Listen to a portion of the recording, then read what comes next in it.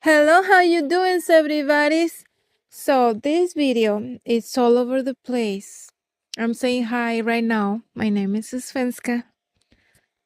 This video it's all over the place because I didn't record the way I wanted to record it. I wanted to record the unboxing first, but now I'm gonna show you first the the advent calendar that I made, and then if you want to stay and watch how I made it, that will be awesome. If no, it's okay.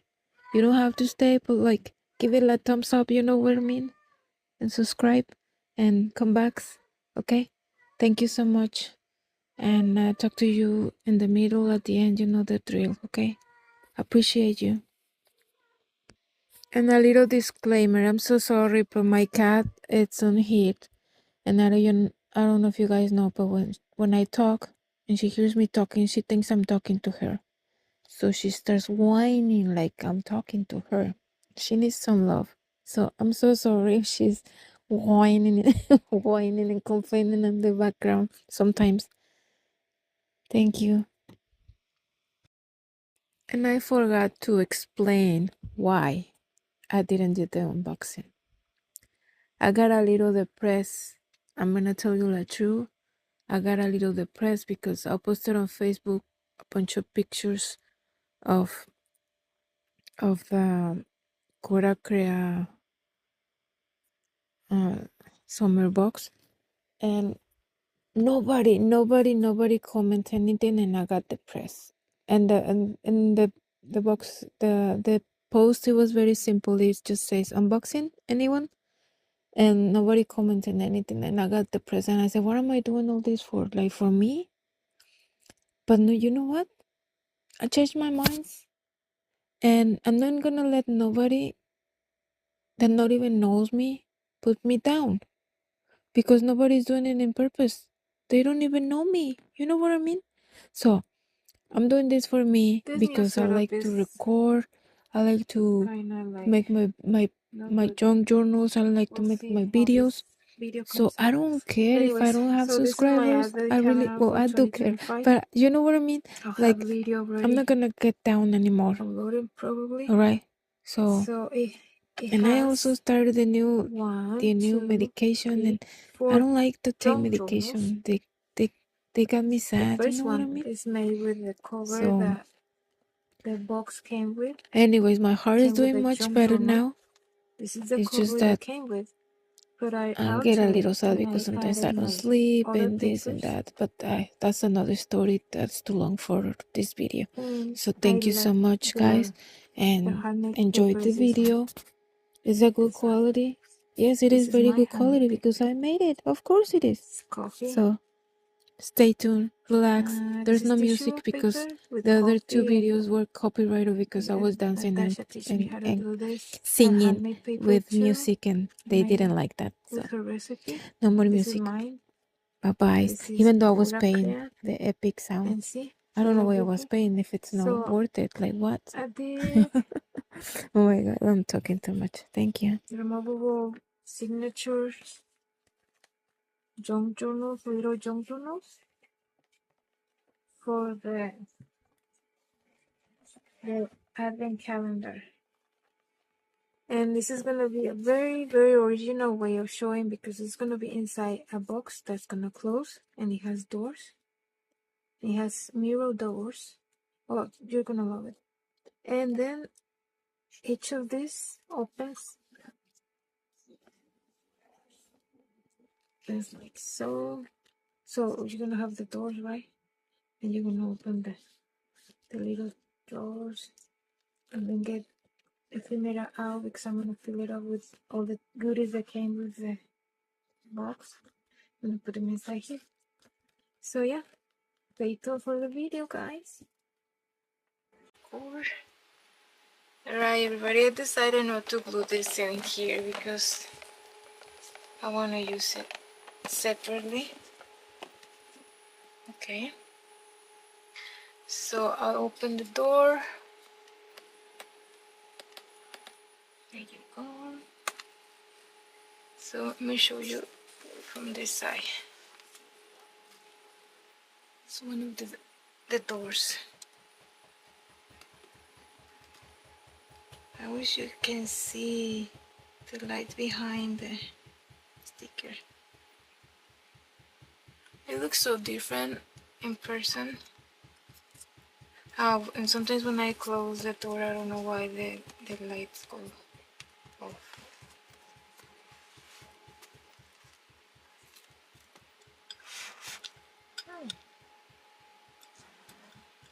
This is Cora Creates Svenska Advent Calendar.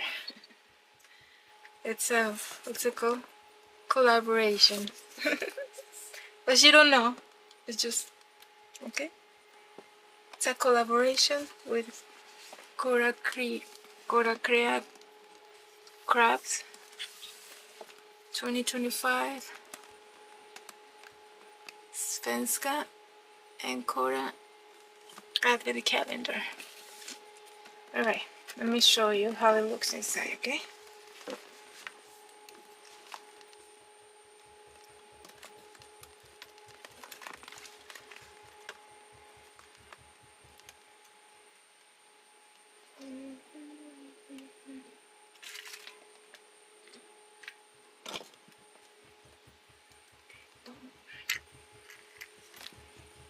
Okay. See, this is why I want this outside. I put it here. It holds the door. See what I mean? Okay. Let's start with number 1. This is the first junk journal. It came with the box. It was only white handmade paper, beautiful, gorgeous handmade paper. And I updated with some extras that I also made, handmade paper on mine. This is the one that came with this junk journal. Now this I made with tissue paper and coffee and glue. Thanks to Natasha from Treasure Books. I also make this paper.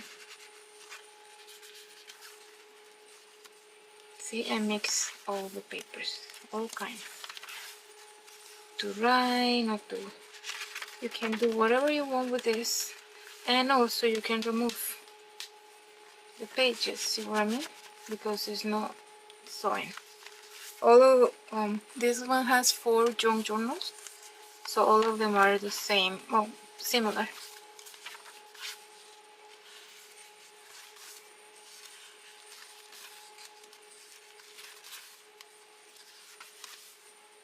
You can put some goodies in here. That's 1 and 2 signatures. This one is made with turmeric.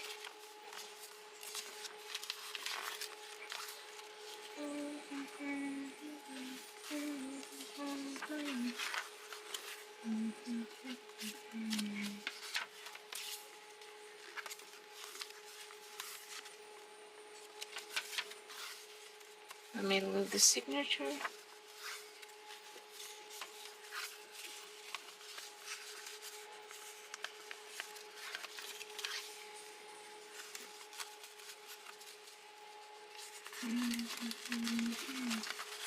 It's supposed to be folded in.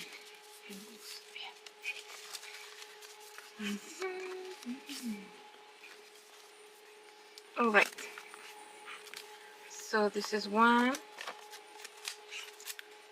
day number 1. Starting very good, very nice.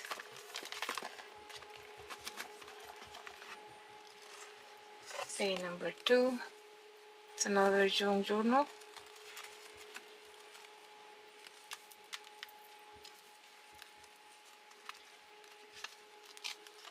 This one I put some photo sleeve so you can attach some pictures. More of my handmade paper, some of the Cora paper. It's similar signatures. Mine, the coffee tissue. Also, removable. and work on it, and then when you're done you can replace them with new ones. This is a never-ending project. You can keep on going. It also has 2 signatures.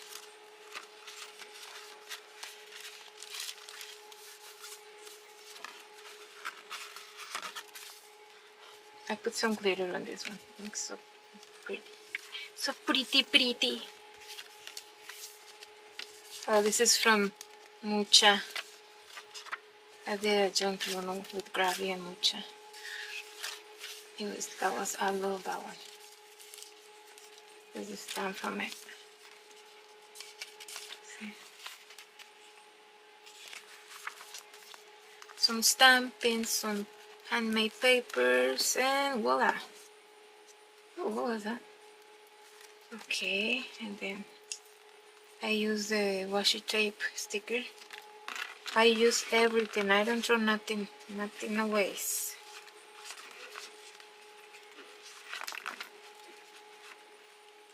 So we go number 2. Oh my goodness. I cut myself, and so one of paper cuts. Ew. So it's very hard. Alright, number 2. This is number 3. Well, this one I'm not gonna remove it. I don't need to remove. Because it's just, I don't need to.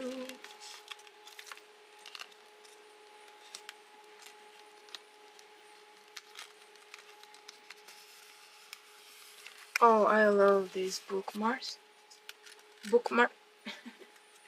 See this?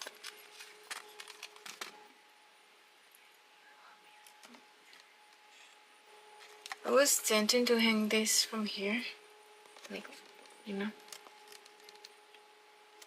but no, I'm gonna use it from some projects. In the meantime, they're gonna go here, and then on the side. These are pins. I have a lot of these because, again, when you go thrifting and you find one of those little baggies that have a lot of stuff, you grab them. Okay, so this is the little one. It's number 3. The first one I make, it was the first one, of course. It's different of all of them. It doesn't have the size, so I cannot close this one as much as the other one. Not to worry. It doesn't have to be perfect. Nothing has to be perfect. Alright, here we have the sticker strips. I use some of them through the project. See this one, that one, and the ones on the front. I already showed this at the beginning when the flip-through of all the goodies that came with the... I don't know if I'm gonna put it all together, a long video, or just flip through first of the an unboxing. Should I do an unboxing video by itself and then, I don't know. Well, by the time you're listening to this is already decided, so I don't know. Let's see, if it's not together, you can find the video, the link down below, if it has another video with this. Alright, we go number 5. Oh, I didn't need to pull this out. Oh, okay. This is the first time I pull everything out, so bear with me, okay?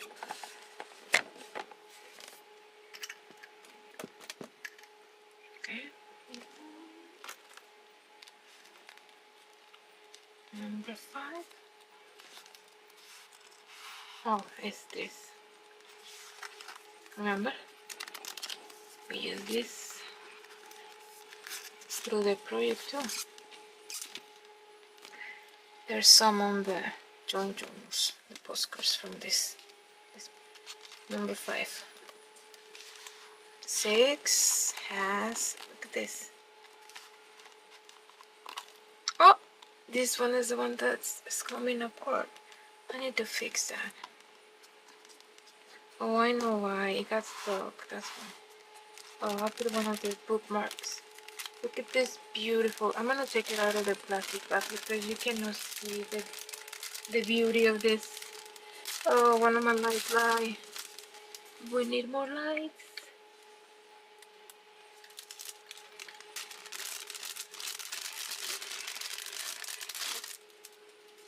See this beauty?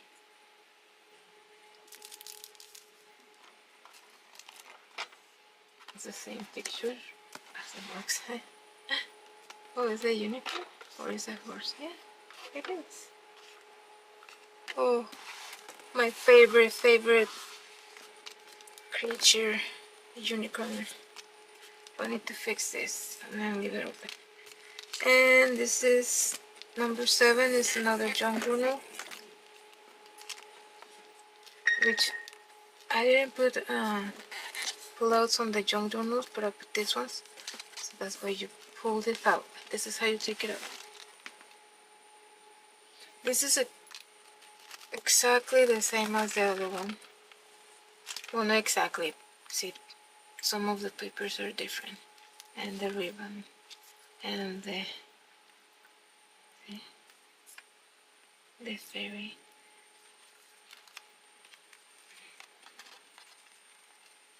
These are the postcards from the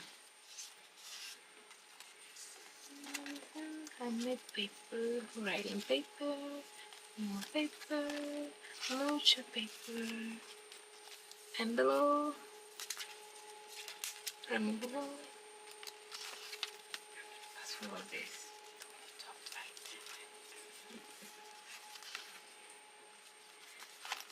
right. I put flowers, and this is the flowers. It looks like that. Okay, got it. Check the GoPro and try again. Okay, GoPro, die. Continue with this one.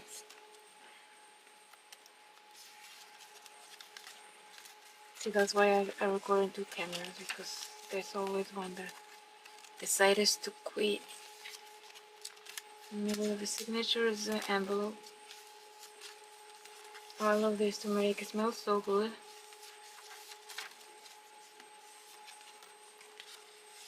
Alright, the end. And we close. So we have 1, 2, 3. We have one more junk journal. So this is number 7.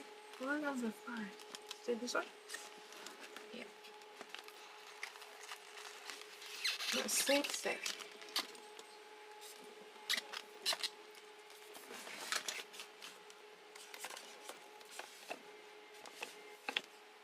Okay.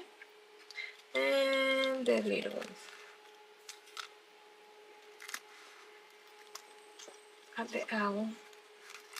The owl has, oh yes, where are these? Pre-made wax seals. See how beautiful these are. They're plastic. I love. I know I say this a lot, but like, come on, this is elegance. Elegant. I'm gonna switch it up so it looks more pretty.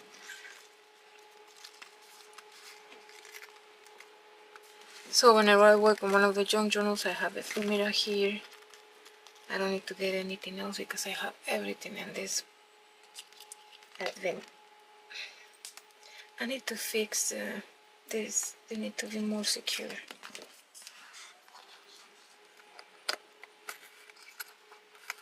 See? See the Lucky Clover? Lucky Clover.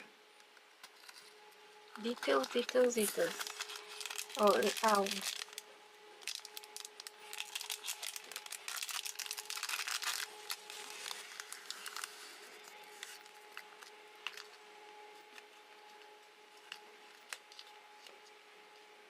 Fix that. Okay. Next is this one. I have physical therapy today, and oh my goodness, everything hurts so much. My arms, my legs, everything. Look at these beautiful stickers. I already showed you this, okay? So I used some of them on the project. Yeah, I did. And the other one. Is this a butterfly or a moth? It's a butterfly. There you go.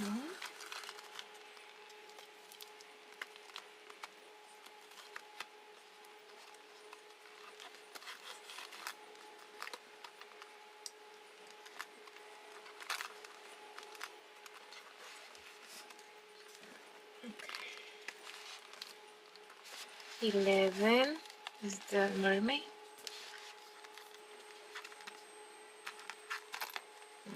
See the mermaid? Oh, this is so beautiful.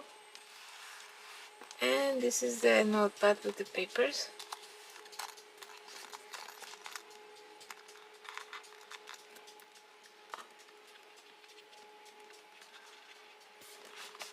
And the last one but not least is, see, that's why I put this one here.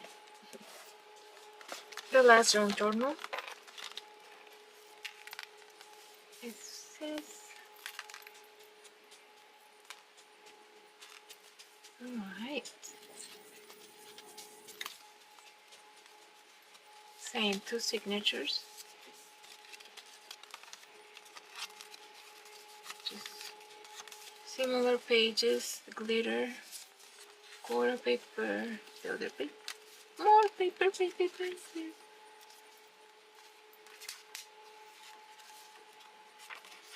You work on one page, you don't like it, you remove it, you put another one, you get pictures. Second signature. Oh, this is with turmeric too. Some stamping. I'm so bad at stamping. I don't know if everybody like it, but I'm so bad at stamping. I hope I get better with something like that because no.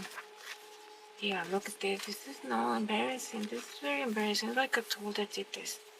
Come on.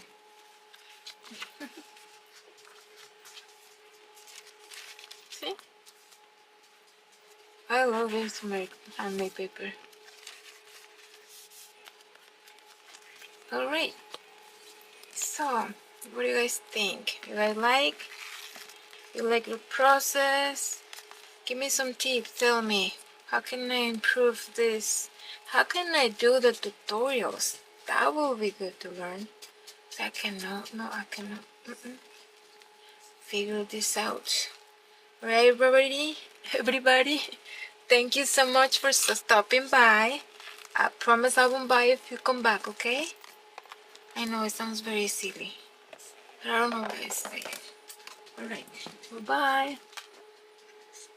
Alright, everybody. Think we're done with this.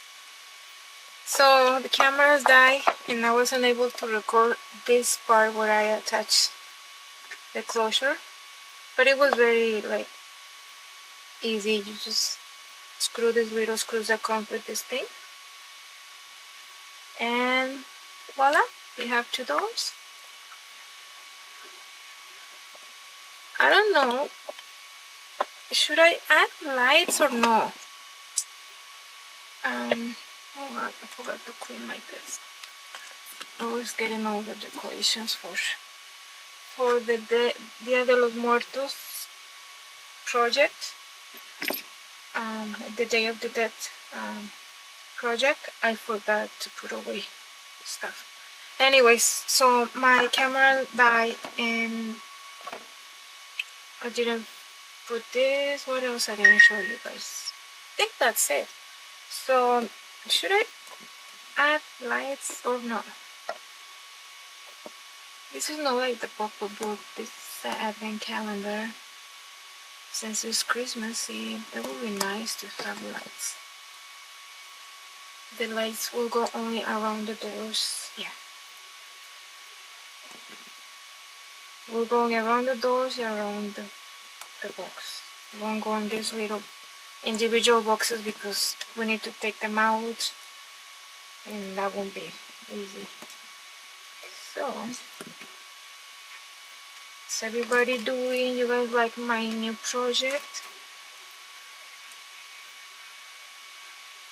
I think by the time this is up, I already post the Halloween one, and if not, no, it's already, yeah, it will be on before this one.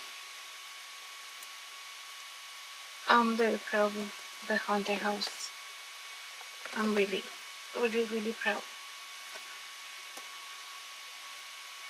So since I don't want to start doing everything, I'm gonna take advantage of every little corner that I can see. I can go and around we go. I'm gonna fast forward this, okay? Talk to you at the end.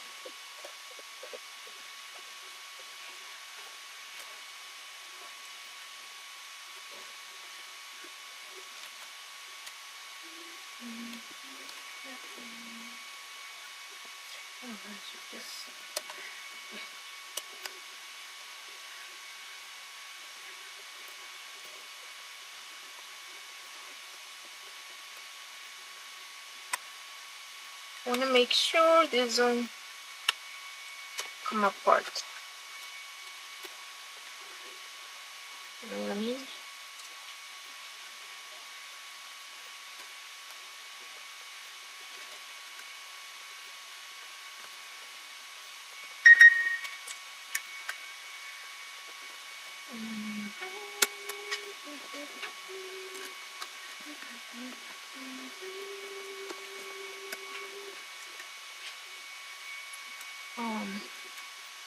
Should I?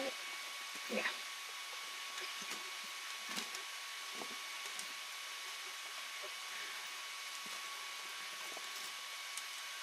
What are you doing, mamas? You wanna lay down, baby?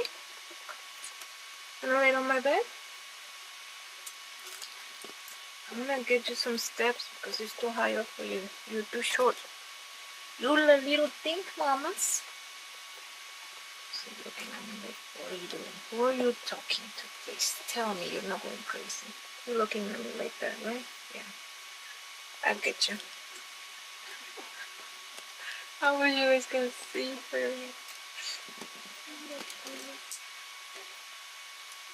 She's looking at me like, Mama, what are you doing?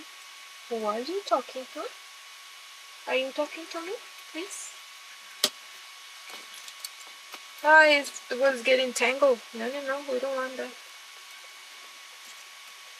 Okay, you know what? I'm gonna take advantage of everything I see.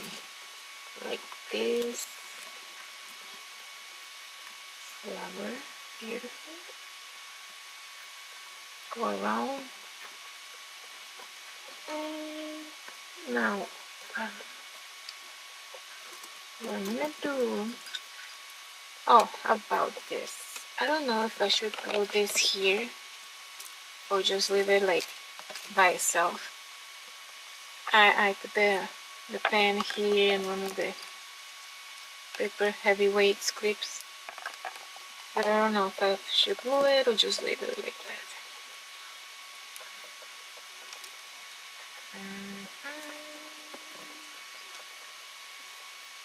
Oh, I didn't put lights over here. I need lights in front. Okay, it's right here.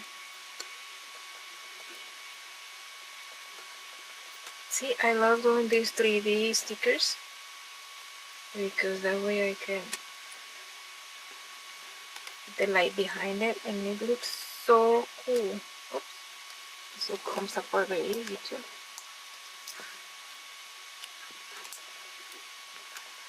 Okay. I'll have to fix it, like add more glue. Yeah, I have to add more glue. In a moment. Moving now. One moment, diría mi abuelito. My guapo.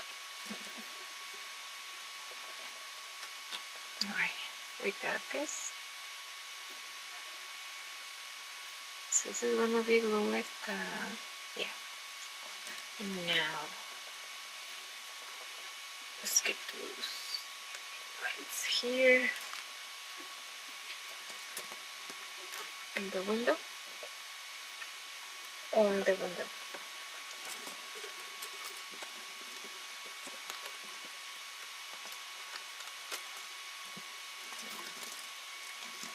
I'm gonna have to get some pieces of tape.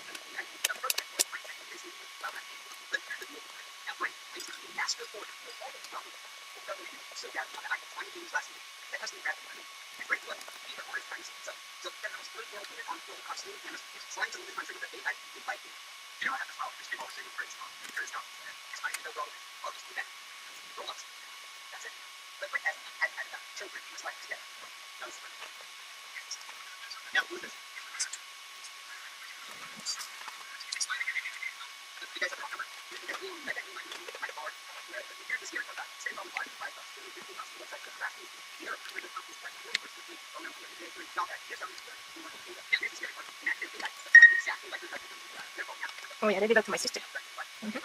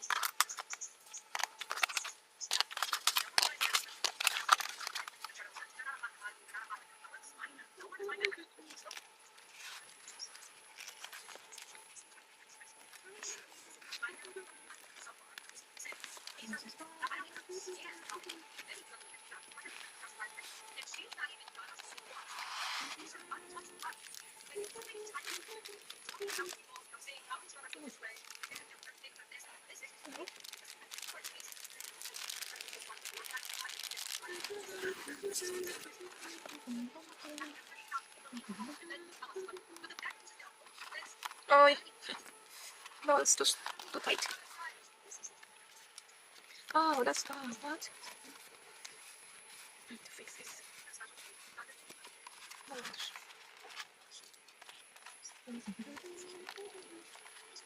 Is this going to be something? No? Is it? Yes. Oh, I need to fix this. I need to glue it.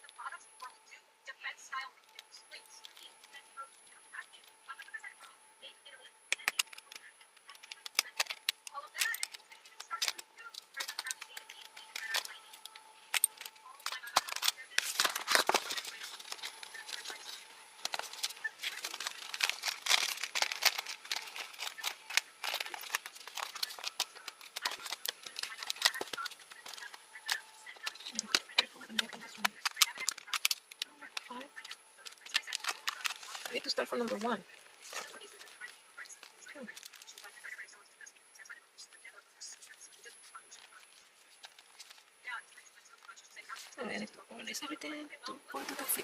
Decision that they did, and I agree, because this case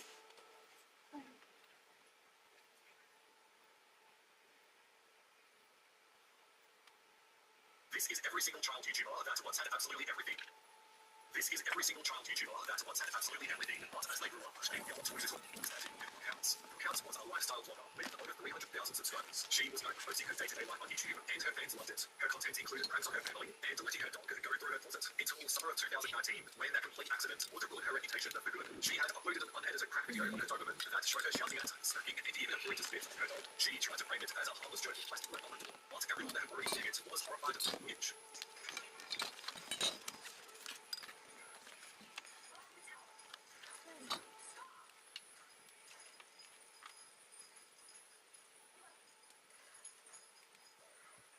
Almost immediately took down the video and deactivated her Instagram within a matter of minutes. Brooke would publicly apologise when taking to Twitter, as she would write, on the day in particular that the video was filmed. Things in my outside life have been less than exceptional. I am not going to play the victim card or anything of that sort, but I do want to point out that I am rarely as upset as what was shown in the footage. The bubbly, happy-go-lucky that you often see in my videos is typically a representation of me, but it's obvious that I'm playing that in the video when I'm clearly actually frustrated. I want to clarify that I am not a dog or animal in any way, shape, or form. My dog was not hurt by any action that I displayed in this video, but this wasn't the end of the situation. The LAPD's Animal Cruelty Task Force opened the investigation into Brooke's actions. Ultimately, in the end, no charges were filed. However, the scandal had a red online presence. Every video she posted would be heavily disliked by everyone, and each comment would never let her forget what she did to her dog. She deleted all of her content and quickly vanished from YouTube, with no other presence remaining online. Daddy05. Mike and Heather Martin started Daddy05 as a family prank channel, racking up millions of views from primarily focusing on kids' content. At first, it looked like nothing more than harmless fun. In one viral clip, Mike, the father, sprayed disappearing ink in one of the kids' bedroom, then would go on to absolutely scold his son before the mess as if he had made it himself, before revealing it was simply a prank. Unfortunately, viewers did not find these videos as entertaining as Daddy05 had hoped, and showing the video that the kid has a complete breakdown of camera.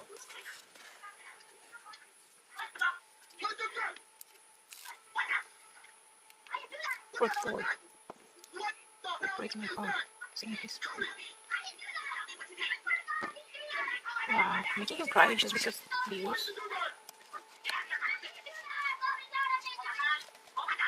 Oh my gosh, you look like a banshee.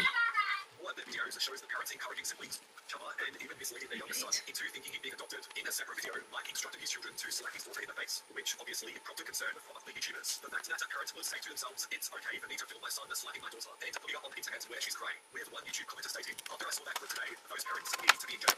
On the 2nd of May 2017, a BBC article was released titled Daddy05 Parents Lose Custody Over YouTube Pranks. A father and stepmother in the US lost custody of 2 of their 5 children after playing pranks on them in a series of YouTube videos. Mike and Heather Martin denied the videos were abusive and claimed they were fake, but the authorities intervened anyway. Child Protective Services opened an investigation, and by 2018, Mike and Heather were convicted of child neglect. The parents then received 5 years probation and were found guilty for treating their children in videos. Their original channel, with over 700,000 subscribers, was permanently banned by YouTube, and they lost custody of 2 of their children after their conviction. Even worse, they then briefly migrated as a family of 5, trying to make a new game for themselves before quitting off of YouTube in its entirety. Danielle Cohn started participating in 2016 on Music Week with short art and fast lip-syncing videos. In 2020, she had over 18 million TikTok followers and 1.8 million subscribers on YouTube. She and her mother moved to Los Angeles so that Danielle could pursue a singing career, which originally looked like it was going to be successful. She released a single called Marilyn Monroe that has over 15 million views. However, with one look at the like-to-dislike ratio, it's pretty clear that something went extremely wrong. There were reports all online that fans frequently questioned Danielle's well-being and even her age. Of this, the family's portrayal of Danielle was often highly surprised, even while being as young as 11 and 12 years old. The controversy turned a lot more serious in 2020. A leaked audio recording revealed that Danielle had secretly had an earlier that month at roughly 13 or 14 years old. In the tape, her own mother Jennifer is heard saying, "I allowed you to have them. It allowed you to be the person you become."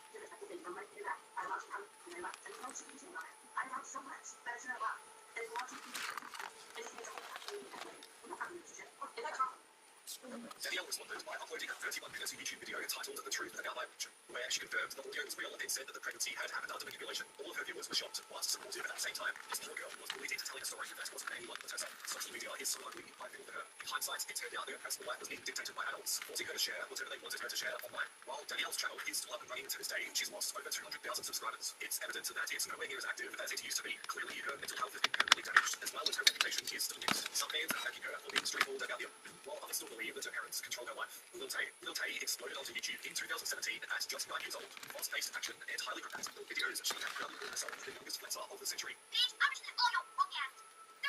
Flashing large amounts of cash and depressing news, absolutely obsessed with insane scene, Lil Tay was bragging about how Williams throwing money on luxury cars, and even starting beef with other celebrities. But it didn't take long for Lil Tay's flaws to be released. Journalists started asking tough questions about who was really behind her persona. Clips online began surfacing of her older mother feeding her lines on set, which only grew suspicions that she was nothing more than a puppet.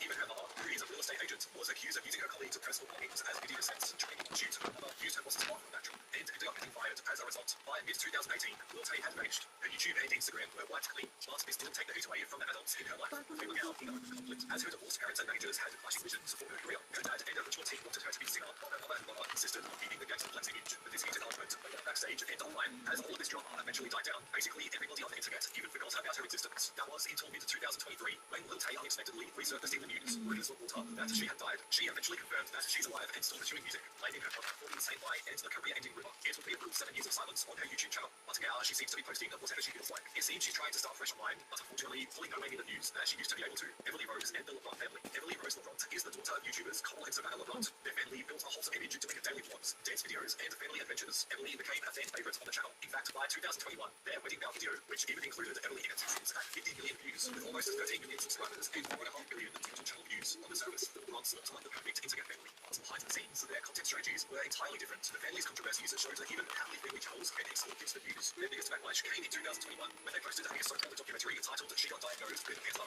It was ashamed of the title, and one of their own children was ill, only to discover it was about an unrelated family's battle with childhood cancer. Everyone was quick to find out that Emily is cancer-free, and the "she" in the title refers to other families. This blatant switch tactic infuriated their fans, with one viewer writing, "The LeBron family should be absolutely cancelled for scaring their young fans." Eventually, Cole would end up apologizing later that week for the misleading clickbait. They also sparked a debate with parenting choices. In 2018, he announced that they were pulling Emily out of school to homeschool her instead. Their reason, they admitted in a video that they wanted a second set of hands at home when the new baby comes, basically stating Emily would have their younger kids. Every one of their viewers quickly criticized this as treating Emily more like cheap childcare than a kid in school. And it didn't stop there. In 2022, the LeBrons had an even worse issue on their channel by uploading a video where they compared the statistics to the LeBrons. This and everyone started to realize how awful this family is. Another instance is in 2024, when the dad would choreograph a father-daughter dance to Diddy's "I'll Be Missing You." Right after news broke that Diddy was arrested on trafficking charges, it was confusing infertility as to why they would even upload this, but it would cause a permanently hard penalty and the LeBrons' reputation as a whole. So it comes to no surprise that every new video they upload gets heavily disliked bombed by their viewers, with targeting Justice Family and Claire Crosby. Claire Crosby was a different kind of kids YouTuber. On in 2012, she instantly had extremely impressive singing talent as a toddler. By the end of 2015, her Father's Day included Claire only 3 years old, performing Pop Well from Little Mermaid. The video went viral, amassing over 30 million views, which this instant popularity would change the family's life forever. There were reports that Dave left a steady Amazon career as Claire grew into a mini celebrity with more than 1 million subscribers on YouTube and 2 million followers on Facebook. By age 4, she appeared on Ellen twice and even acted in a movie. Every story at the time portrayed Claire as an adorable musical wonder kid with a loving, supportive family around her. But what about controversy? On paper, Claire's story is noticeably calmer compared to the others here. Her parents insist that the whole thing just grew up. Claire's mother actually told reporters that posting the initial song video was just for family and friends, and never their plan to do a channel with her. In other words, they didn't set out to exploit her, but instead it happened by surprise. And unlike other families previously, the Crosbys never made headlines for sports scandal. They would even go on to co-found a tech company with money earned from Claire's fame. Still, Claire's case hints at the fine line of the child's father. By age 5, she had over 1 million subscribers and tens of millions of views. All the videos of preschool belting Disney songs. Even if the content was wholesome, some people online have since questioned whether this kind of fame overshadows a real childhood, as multiple compilations have popped up titled "Claire Crosby Exploited," as well as there being evidence that fans are debating how this family managed her career. Claire herself has not publicly complained, and as of today, she still performs covers on the Crosby's channel, such as Gratitude, only posted 4 weeks ago, as well as performing in charity events. Her family vlog mostly shows her picking up little to no complaints and complaints, and no known investigations have ever been filed. In other words, Claire seems to have watched the worst. The Crosbys remain active and hands down start working on Charlotte. Claire is now 12 years old, presumably balancing school with her music hobby, but like the previous cases, there are no list of failed child stars. Claire stands out as the one who turned out essentially unscathed. Chad Frankie and Nick Rice. Chad Frankie was a part of a YouTube family channel with gang tape messages. Originally, they were all family names of and 1 billion views, but this seemed like a drastic turn for the worst. People online began noticing that the mother Ruby had an unusually harsh way of kids. For example, Chad once played an innocent prank on one of his brothers. Ruby didn't like this, so she ended up begging him from his bedroom for 7 months, forcing him to sleep on a beanbag. I have to fix it off camera. If they're going to try to sell the idea to you, but it's better than not having a salary at all. I just think it's kind of bizarre. 40K is the best you can do. Is that indicative of how shitty most MLMs are doing these days? Maybe. They can only offer a top bomb party rep $40,000 guaranteed dollars. And then what? And then she's going to take that $40,000 and buy a bunch of inventory with it. So they just like get that money back. Wow, yeah, they really appreciate you. 40K, woo! I love this company. I love the community. I love the friends I made. But I don't want to be called a liar over something I'm not doing. She literally admitted, I am selling to someone who goes into reselling groups and sells the stuff she doesn't want for $10 instead of the $25 she bought it for. You said that. Like, you said that. And I was like, I'm not doing that. I asked you to hear yourself, but she's heavily intoxicated, so I don't know. So yes, I can. She could a box online. Because when y'all order 10 necklaces, I'm going to try to make sure you don't get 10 things. Because I care about my customers. I love my customers. I also posted that I returned Hawaii, which apparently was the wrong thing to say. The most emails that said that. Everybody else makes the same. Oh my god, I don't want this woman voicing my video. Top 10 rep in their company though was everyone else having 60 almost. Savannah, I love you, mama, but I don't want this woman on my video. You got caught and no one else did, who also makes the same post as you, because you're like in the top 10 of the company and you have a lot of eyes on you. And so I think what she believes is that like I'm top 10 rep, so I should be able to do whatever I want to do with it. No, it's more like don't get more responsible about things you post. You need to be an example for the people who work in the company to know what you do. Because actually, that seems like you're being a pretty terrible example. Everybody else. Oh my god, I want to kill this woman. Because proof of selling to T-shirts coming off. It's like, I mean, some people have a lot of money. Some people like spend their money how they like to, and it's not up to you to judge that. And some people like sell trade pages that are ugly for $10 or less. And then also, she's lied, being like, yeah, the jewelry that I sell with this company is ugly. I don't do anything wrong with referrals. Like, clearly, I think that's myself. Like, hey, so-and-so sells me, and now they're wrong. Or they left. They're suspended, terminated. Would you sell me this or this? And I don't respond because I don't sell fashion. It's not worth my job. I make a lot of money. Oh my. For a couple $100.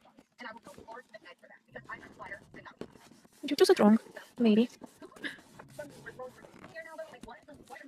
is not a D-stasher. She sells the shit she don't want. She's a big buyer because she has money. Because she's a grown-ass adult. She can sell this or buy some trade pages she don't want. Show me where she's online. Show me where she's D-stashing. Are you trying to tell me that in order to be considered a D-stasher, you have to be selling it on a live stream? I don't think so. She seems to have like a very like specific niche description of what she thinks a D-stasher is. And to be fair, you know, people think D-stasher. I'm assuming it's someone who like going out of business sales with Walmart and they're trying to do it all inventory. But I guess it's Walmart. If someone finds TikTok on live, resell it on Facebook, sell it, we love it.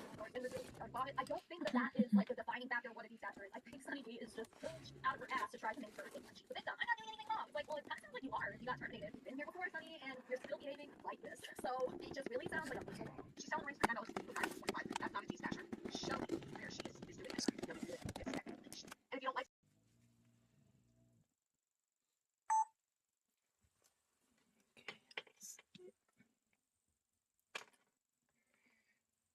Hopefully you guys can see. Let's see.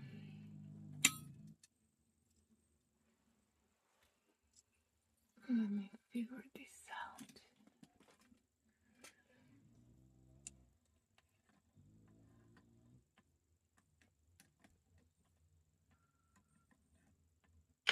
All right. Am I recording on both? Okay. All right. So I already did this side. Okay, because I don't have enough memory. And you guys don't need to see me doing both. I'm just gonna show you how I did this part. My plan is that this is gonna be a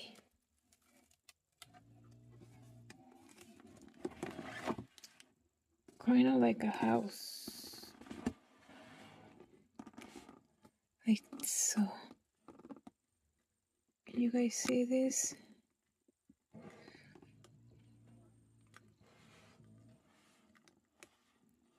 Okay, so we're gonna do this. We're gonna do 2 doors like that.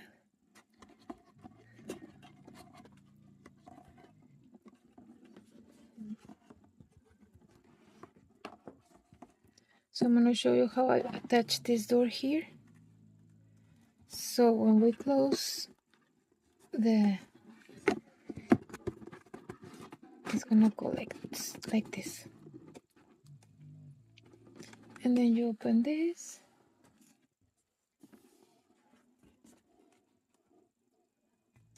See that? It's so pretty. I'm gonna show you what I did here. See the back of the door?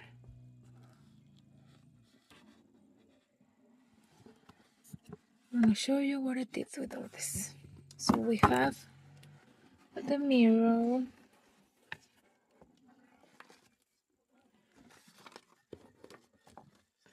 The papers that we're gonna use for this other side.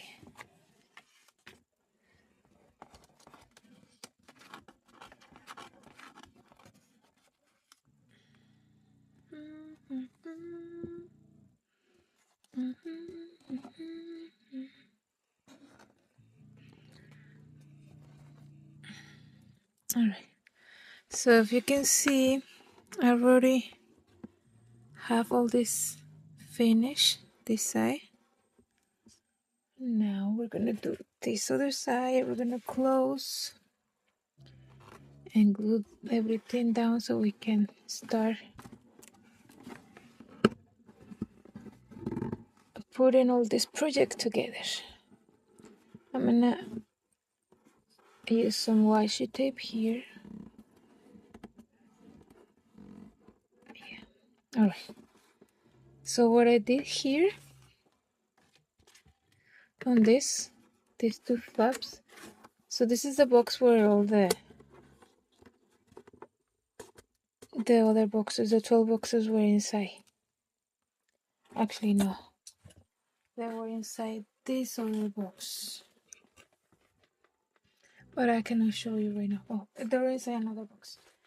And that box goes inside this box, right? So I remove this, the cardboard, and I just let the very thin part. I don't know if you can see this. So I can still use this inside and it won't be too much bulk.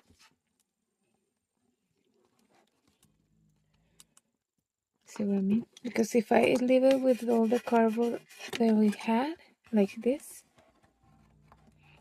it will be very bulky and I won't be able to put the other boxes, the 12 boxes inside. You'll see. So what we're gonna do now, we're gonna glue it down. I don't know how to do this, Natasha. Come on. You need to teach me.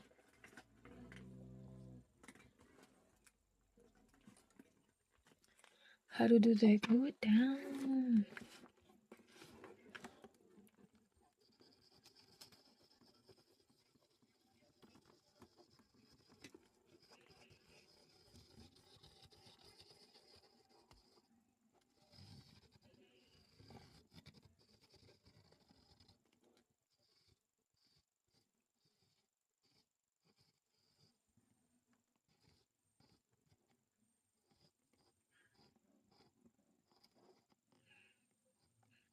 Hello. All right. That enough? Enough glue? Yeah, I guess that's enough.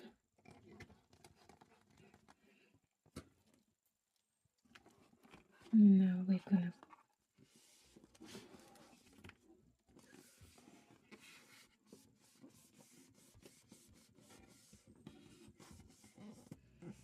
and I make sure that I remove some on the bottom right here, so it won't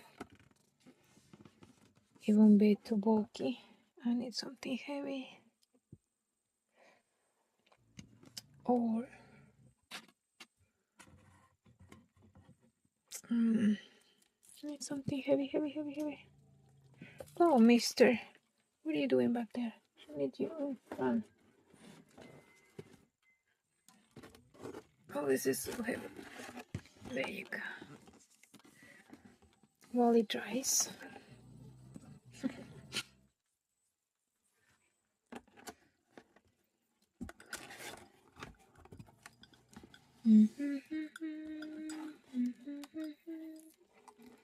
I'm gonna fast forward all this, okay, guys? Talk to you in a little bit.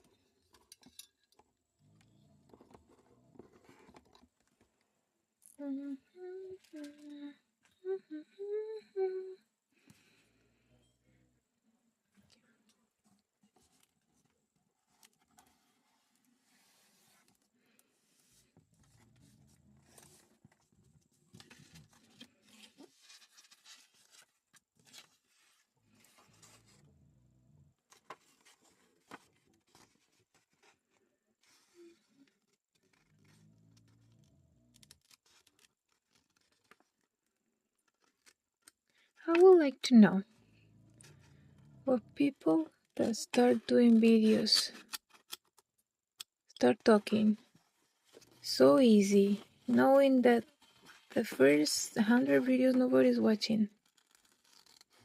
How do you get comfortable doing that, you know? And what do you talk about?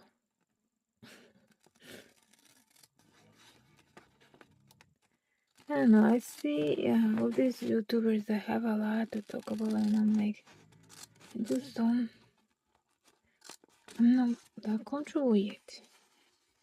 Will I be ever?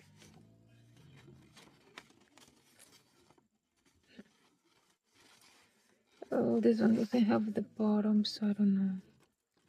See, like in here. Well, I have to make it. Let's make it here.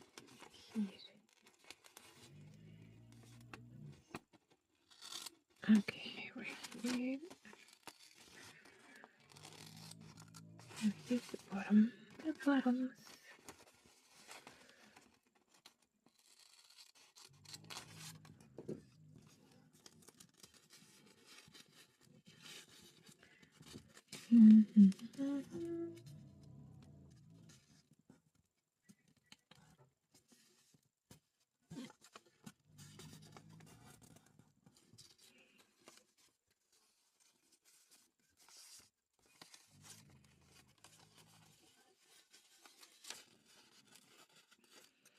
I love opening these windows. I don't have more of these papers. I need to get more because I love them. And I don't remember where I got these papers from. But I like using them a lot. And the doors too. Oh, this light is moving. This light is not working.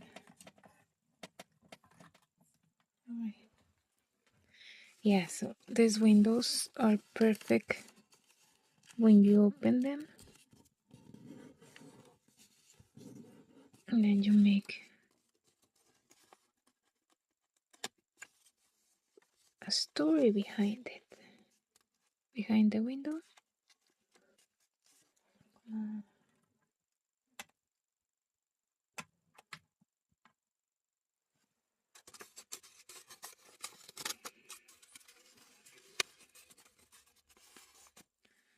Hmm.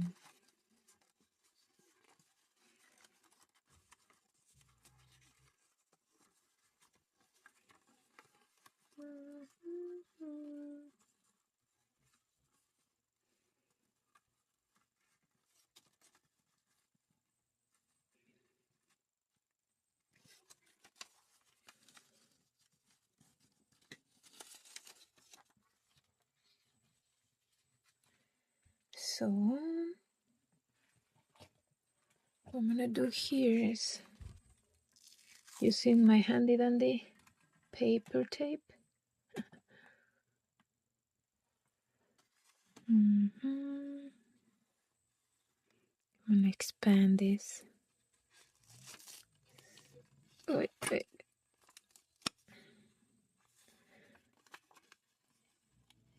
By the way, a lot of people are gonna say like, why did you use a lot of tape?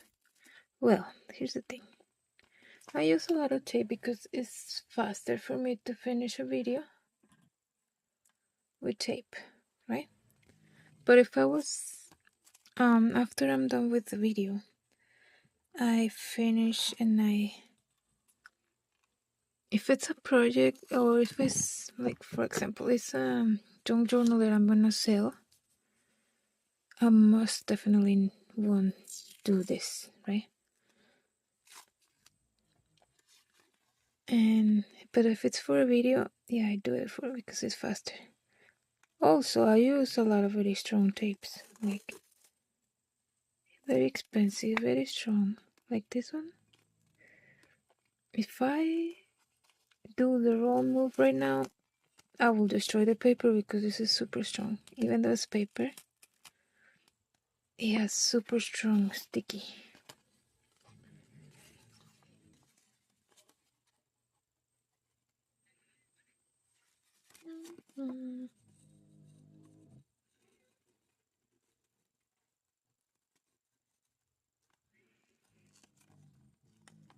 I didn't measure this window against this other one. I thought they were the same size. And now I'm struggling.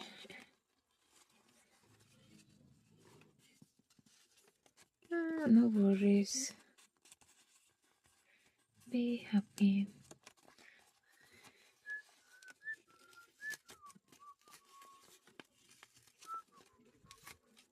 I would like to find somebody that shows all the mistakes that we make when we're trying to show off. You know?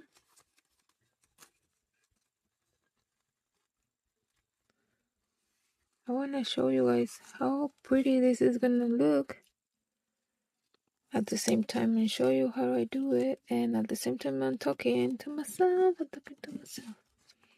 It's something. Oh, come on, dude. Okay. Concentrate.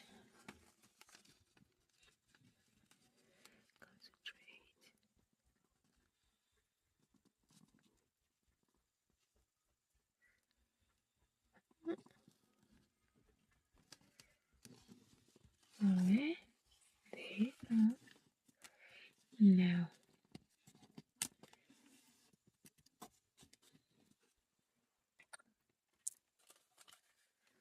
Good thing I have all kinds of tricks.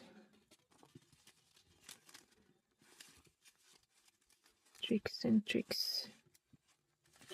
Alright, what was next? Okay.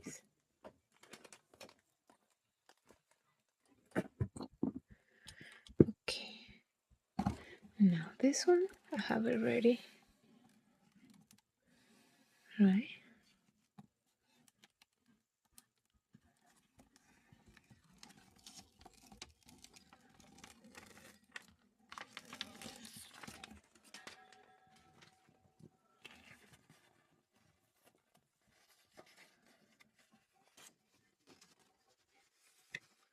So what we're gonna do here is start from this corner.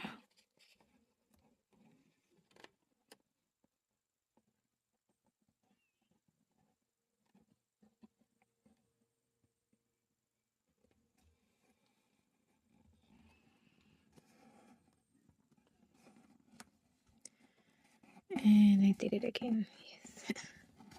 Oops, I did it again.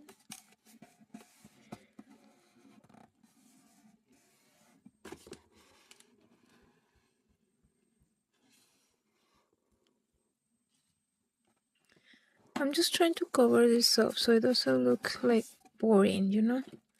When you open these doors to get the boxes out, you don't want this to look boring. You make it pretty.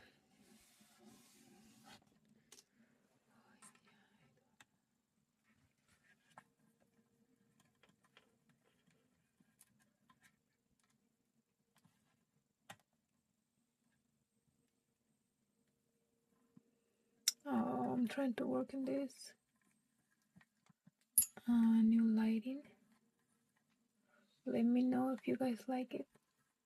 If you guys ever watch other my videos, let me know if this is better, okay?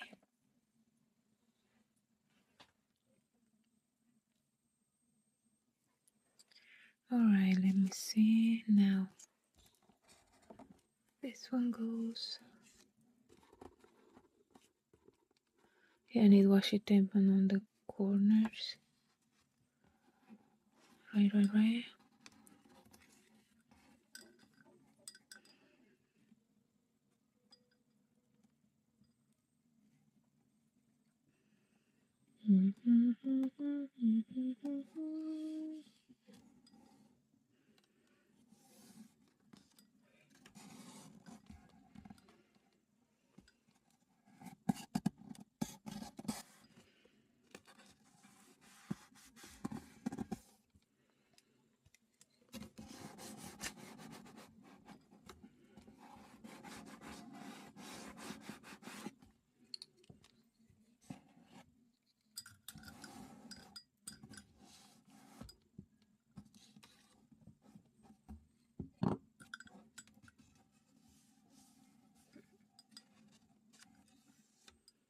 Oh, I forgot. I need to put.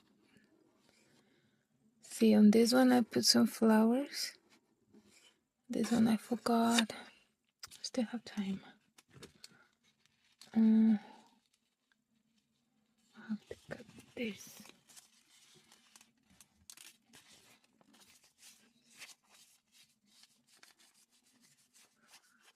I'm not gonna put flowers this time. Or should I? Yeah, it's the same. Should I put it?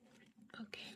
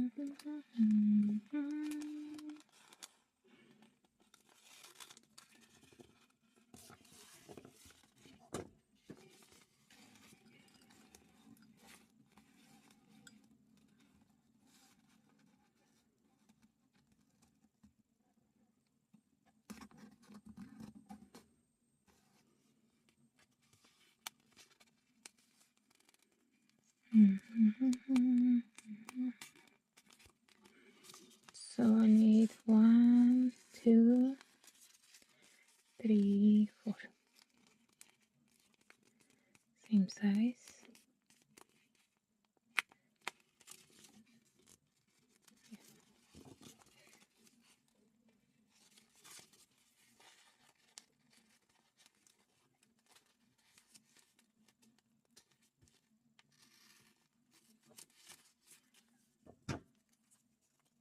Perfect. Perfection.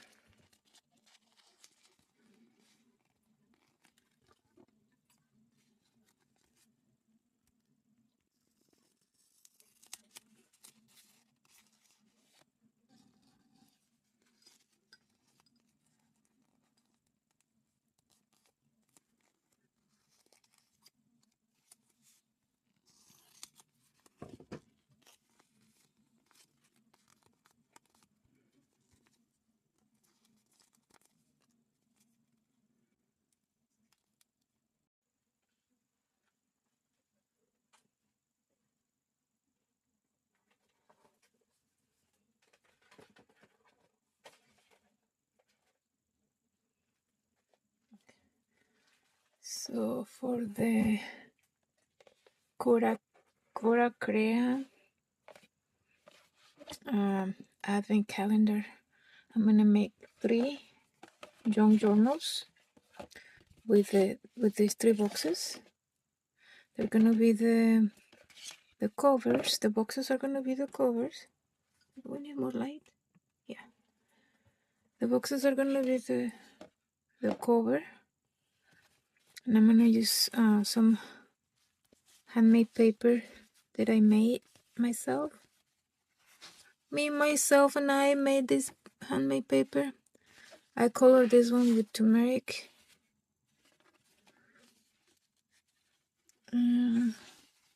Some of them have like flowers, some of them have glitter.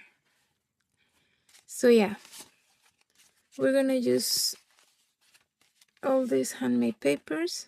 Also, I'm gonna use the papers that came with the box with the Cora Crea. This is the journal that came with the box, right? So I'm gonna do is I'm gonna use this beautiful handmade paper, right?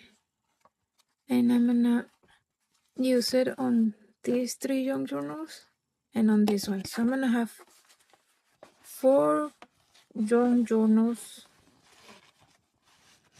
on my advent calendar box.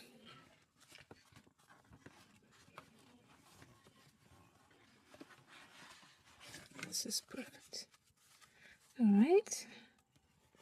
See, now I have another cover. I'm also gonna use. I can use this to make pockets. These are like thick, like postcards. Yes, I'm gonna use these ones too. And this little notepad. I'm gonna use these papers too. So let's work on these young journals, and then you're gonna love this advent calendar thingy. Yes, I would probably take a picture, maybe even a video, but that would be for evidence, and that's okay to record evidence of what you feel is a crime. But why is your first thought to post it to the internet before you post it? Before you call the police and report it? Are police going to care? Is police going to take this seriously? I probably won't get justice from the police. But then your next recourse would be to send it to DoorDash immediately and get the man banned. Number 3, okay, I want social justice. That's fair.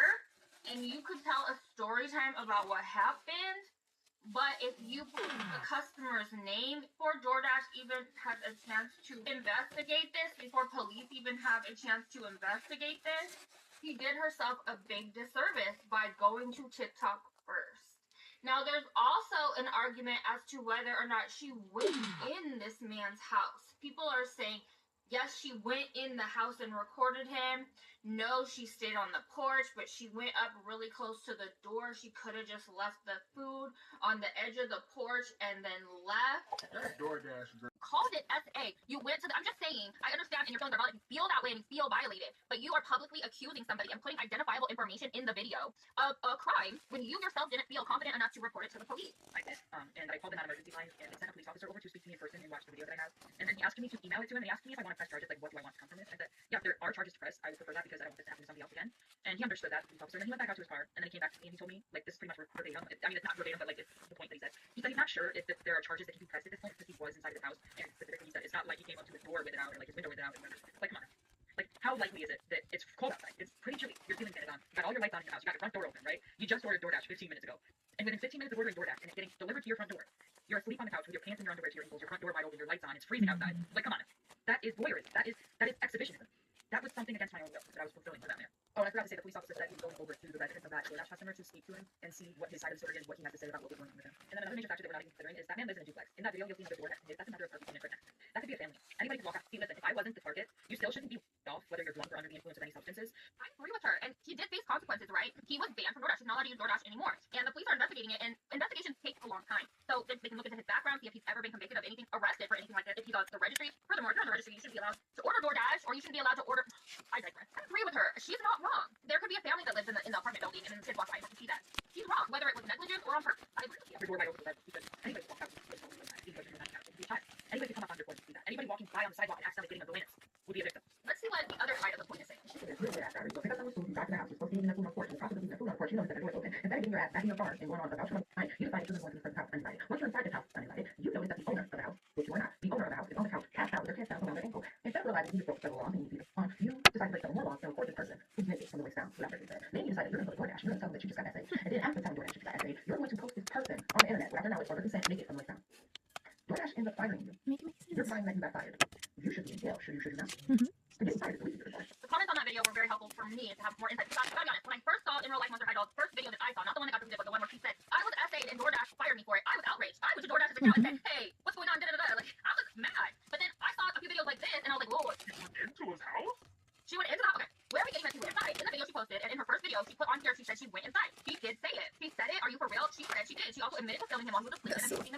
so messed up. Like, she broke her so many laws. That's trespassing. She went inside, Mhm. and people were like, like thinking I'm saying it in a certain way. I'm not. I'm genuinely asking research. I said, we didn't see the original video. That's why we're asking. The door was wide open. She didn't enter the house. It's important to report these things because what if a child came across a wide open door and something like that? He knew he had someone coming to his front door and didn't take any proper precautions to avoid blasting someone. What if he passed out? In Mexico, I ordered food and passed out from partying just in case of the next day with food at my door. You know what I would have done back in the day. As a door knocker, it doesn't matter if the door is wide open or not. The delivery instructions are clear because leaving the door, that's precisely what to do. If the door is cracked or wide open, you don't begin to wonder why the door is cracked. You take the little picture showing that the food is delivered, and then you go about your effing business. You literally opened the screen door and went in. Get it right. The door was open, but the screen door was not. So it's two doors: a regular door and a screen door, allegedly. The regular door was open and the screen door was closed, and they're saying she opened the screen door to get a better picture of the man. She literally opened the screen door and went in. Get it That's right. trespassing. She said she looked inside and started to record. You have a right to privacy in your home. Mhm. She got privacy That's to private record it on property. video and post it online. And that's technically revenge porn or something else. She admitted to going in and recording it. Anyone with common sense knows you drop the food off, take a picture, and leave. When she posted it online, she Picture said, of the food, not of the person's private parts. Like, what? open. She could have just left the food at the door without opening the door. My thing is, it says leave at the door. She pushed that hand door open and proceeded to violate his privacy. I would literally just leave the food there and walk away even if the door was open a little bit. I'm just leaving the door, the food there and walking away. There's no need to record nothing. Okay, Mhm. this is another screenshot. Why are you going in? They didn't have a stupid emoji over it, but they're covering the man's name. You just put the man's name in the caption. Why will you do that? And filmed from behind her. How long will it take for that door to deal with it? You have to put y'all like y'all deal with space. On the actual Hey. let's go down to the Yep.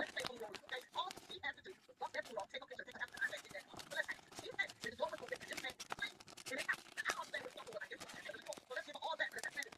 And I don't think she's fucking to get the when she put her phone out, and decided to steal those videos, what I mean, go there and decided to go there on social media. If that was a man that put up in the house and pulled his phone out and called that lady to the house for her video, and then tried to send it to DoorDash, and then tried to put it on social media. Do y'all know y'all been around here talking about boycott this, boycott that? Post you on your act like she's a victim. Number one, what's the definition of FA? That's not FA. What she's talking about is not FA. This is a woman that recorded a man without his consent and they tried to put it out on social media and was sending the pictures out. I'm asking you to help me. How long it was for his to happen? Mhm. I just remember something. One time back in the day when I was young, I was wanted and I was flat, to be honest. And I was over at this guy I was seeing at the time. We were enjoying our adult beverages, and he ordered food. I thought it would be funny in my inebriated state to go to the door and talk with him in the food. Oh my God. Did he say exposure? Yes. Was she violated? Yeah. Whether he did it on purpose or not. Did she make all the wrong moves as soon as it happened? Yeah. The DoorDash requested delivery by the front door. When I went to the front door, their front door was wide open. Their lights were on. They were sleeping on the couch in the eyesight of the front door with their hands on the rifle guns and goals made rings and exhausting. In the nicest way possible. What happened to this woman was not assault. It was harassment. And there is a difference. If she tries to sue, which I understand, I mean, depending on the state, like I'm in Indiana, it's an at-law, I guess it's what's it called? At-law state, whatever, you can be fired and they don't have to give you a reason. That's how it's here in Indiana. I don't know about where she's at. But if she wholeheartedly believes that she was fired and for no reason, okay, that's fine, sue. But if you are going to sue, your wording matters. That court is going to tear you apart if you say this man assaulted you when he didn't even touch you. The definition of assault is to be physically harmed or physically touched in a way. This man did not touch her. He was buttloads of feet away from her, passed out on his couch with his pants down. Yes, weird. Okay, that's just indecent. That should have been before. Now, I truly believe I wouldn't have had this charge removed if it wasn't for all the noise that you guys made and all the attention that this video got. Along with this email, I received absolutely nothing else from the hotel. So no attempt at communication, nobody reaching out to me to speak to me about experience, nobody apologizing for this confusion, for this mistake, for the stress and the time that goes into dealing with the situation and getting it resolved. Absolutely nothing. And they are nothing is not consistent, right? Because they didn't give me the time of day at the hotel when I was trying to explain the situation. They didn't give me the time of day when I was emailing them about the situation, and they're not giving me the time of day now, even now with this whole situation blowing up, basically. Now, what I believe to be true is that this has blown up on TikTok. Not only blown up on TikTok, but it's also made people go and look at the Google reviews, which has left a really bad taste in everyone's mouth. Everybody's thinking this has gotten way bigger than we could have imagined. The biggest up, the count is over. We really need to rein this one in. But we have to get our money out of this one. So we're just going to drop the fee so that Ray doesn't continue to talk about this, because then more people are realising what we are doing here. And it's just so unbelievably unfair. Also, the fact as well is that, you know, if someone genuinely does not smoke, I'm not talking about having smoked in the room. I'm saying they didn't smoke cigarettes whatsoever. That's going to be like not the nicest accusation to have thrown at you, you know, and that makes you question, like, do I just smell in general to be triggering these things? I don't know. I imagine all people that do smoke but didn't smoke in the room, they're wondering, like, do I smell that bad of smoke that I was sat in? Like, and that doesn't make any sense whatsoever. It's what they're actually testing for is smoke, not the smell of smoke. So whatever. I'm glad that Ray managed to sort it out, but this is just another example of things not being resolved until you actually take it to TikTok. And I hope that anyone who wants to be staying in this hotel really reconsiders it, or maybe goes when they change management, because I can imagine that this is just going. But yeah, thank you so much for watching today's video. That's all I've got time for today. I hope everyone has a wonderful day wherever you are as well. Take care of each other, take care of yourselves. I will catch up with you guys in the next video.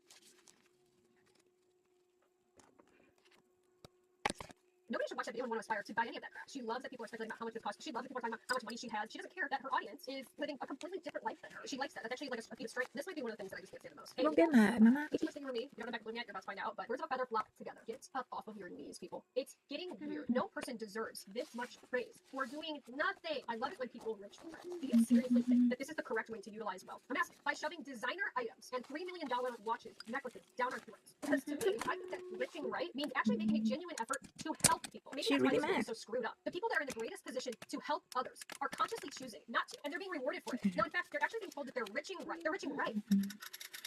Well, it's finally reached a point where people are absolutely sick and tired of these out-of-touch, rich influencers. I think a lot of people are sort of having this collective experience where they're realizing that the reality of these influencers whose lives they're essentially funding are so different than their own. Watching influencers regularly do $1,000 hauls of luxury items that are absolutely excessive from their $1 million mansions on a near-daily basis is only cute and entertaining for so long, right? So yeah, it's pretty obvious to me that people are done with it, myself included. And I think it's time that we have a real serious discussion about the implications of all of this. Sometimes like influencers that when they're moving into these huge mansions and buying second-hand houses and G-Wagons, they're no longer relatable to the rest of us. Like, I like following a few of them because they were relatable and I would follow their deals and follow their day-to-day lives. And now I'm just watching a bunch of rich people like live their lives and travel the world. That is, like, I cannot relate to that. And maybe that's fun for other people to watch, but I prefer to like more relatable content. So I've just been seeing a lot more videos like this one where people are just kind of like, you know what, I'm over it. Not like me anymore. I don't relate in any way to these people that I once followed. Where I've essentially subsidized their life with my time, with my viewership, with my advertising dollars, with my actual dollars, and buying the things that they recommend, the sponsorships, right? And these people have lost all relatability. So it seems. Now, why would I want to watch wealthy influencers opening all of their free packages that they receive that they could literally afford to buy with their own money? Another great question. You know, these PR hauls have gotten absolutely out of control. I know that you've seen them where these influencers are seated in front of piles and piles and hundreds of boxes of free things that they definitely can't afford to buy themselves, right? They have brands sending them on these lavish trips, like the Tarte PR trips come to mind, obviously. It's disturbing. And for a lot of people, it's actually making them not even want to buy these products or have anything to do with these companies that participate in all of this nonsense. Some people call me a hater for this, but my version of Eat the Rich is if you are wealthy, I'm not engaging with any of your content. I'm not liking your video, I'm not commenting, favoriting, nothing like that, because there's so many small creators out here who are trying to make it off of TikTok, and I refuse to make a wealthy person even more wealthier. I've seen this particular sentence expressed multiple times. A lot of the way that TikTok works these days almost seems like it's pay to win when it comes to content creation, right? Like you have to have the most money, you have to be spending thousands and thousands of dollars in order to get noticed. And TikTok pushes that out. And it's really discouraging because we just get stuck in a cycle where we just have this extreme version of wealth wanting in our face constantly. The flex culture is out of control where influencers are being rewarded for just basically stunting on everybody else. Recently I saw this haul go up on YouTube. I spent $53,000 in Australia, a haul. Not clickbait, it hurts. This is the last time. And the thumbnail has multiple designer bags. A lot of people are just over this. They're not interested in this type of content anymore if they ever were. Posting a $53,000 shopping haul on YouTube with the wealth gap worse than before the French Revolution is crazy. It's especially gross when you watch hauls like this one that just recently went viral. So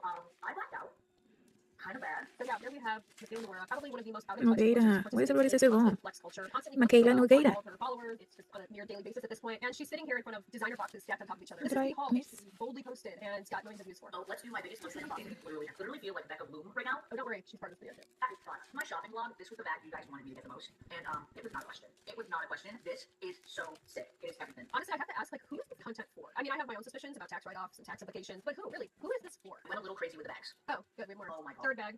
The mini with the shiny black. Oh my god. Like, I am gagged at how good product is right now. I love this. This is just promoting excessive, grotesque overconsumption. Truly, all of these products, even designer, are becoming increasingly worse in value. I have girl. Oh. Something else that sold me on this is someone who loves to go to concerts. This is the perfect concert bag. Then I saw this. Can't even bring that in half the places because of a clear bag policy. What concert are you bringing that to? This one. Oh my god. The fourth. The pink. This bag is one of Prada's most classic famous styles. I mean, look, it's nylon. The quality of that is horrific, yet it's thousands of dollars. I think black and white, but the pink, I need. Obviously, but watching this type of content is not helpful. While the content is subconsciously, this can only lead to comparison, right? You watch this and you think about your own life, you think about what you can afford, you think about the things that you would want. It's a natural thing, but it doesn't lead to anything productive. This is one of the coolest Prada bags I've ever seen. I feel so lucky to have it in my collection. I love it. To the first two animal print bags I've ever purchased, and I'm so happy with them. Got two But you got both at the same time. Let's get into the shoes. Prada has extremely nice shoes.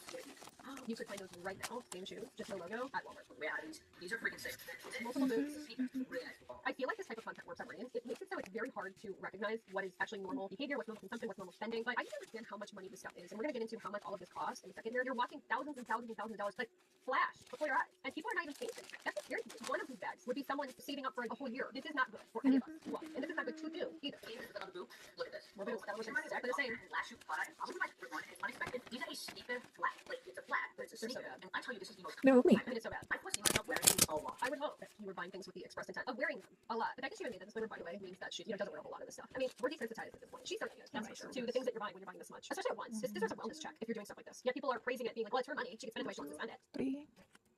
I'm literally just getting set. If you want to see Chanel or Louis Vuitton, go to Pack 2. This is part one of a massive, I don't even know what happened here, luxury haul. Okay, so that wasn't even half of what she bought. Look, I'm just gonna say this again. There's no reason to watch this type of content. All it does is promote overconsumption, materialism, designer brand worship, flex culture. It feeds into this consumerism hellscape that we're all a part of at this point. How are people okay with this? You know, a lot of people are like put off by this, rightfully so. You know, one of the things I'm specifically put off by is that she's a brand owner, right? Like she's got a relatively new business that just launched this year, and I feel like to be flaunting stuff like this, flexing on people like all the things you can buy, it's not a great look. I can say that for sure. When people are funding your lifestyle and then to throw it back in their face and be like, look how much money I'm making off of this, it's weird. Yeah, I have to say that. It is weird. It's beyond weird. It's gross. So, I blacked out. Not a question. 5,900, Every day.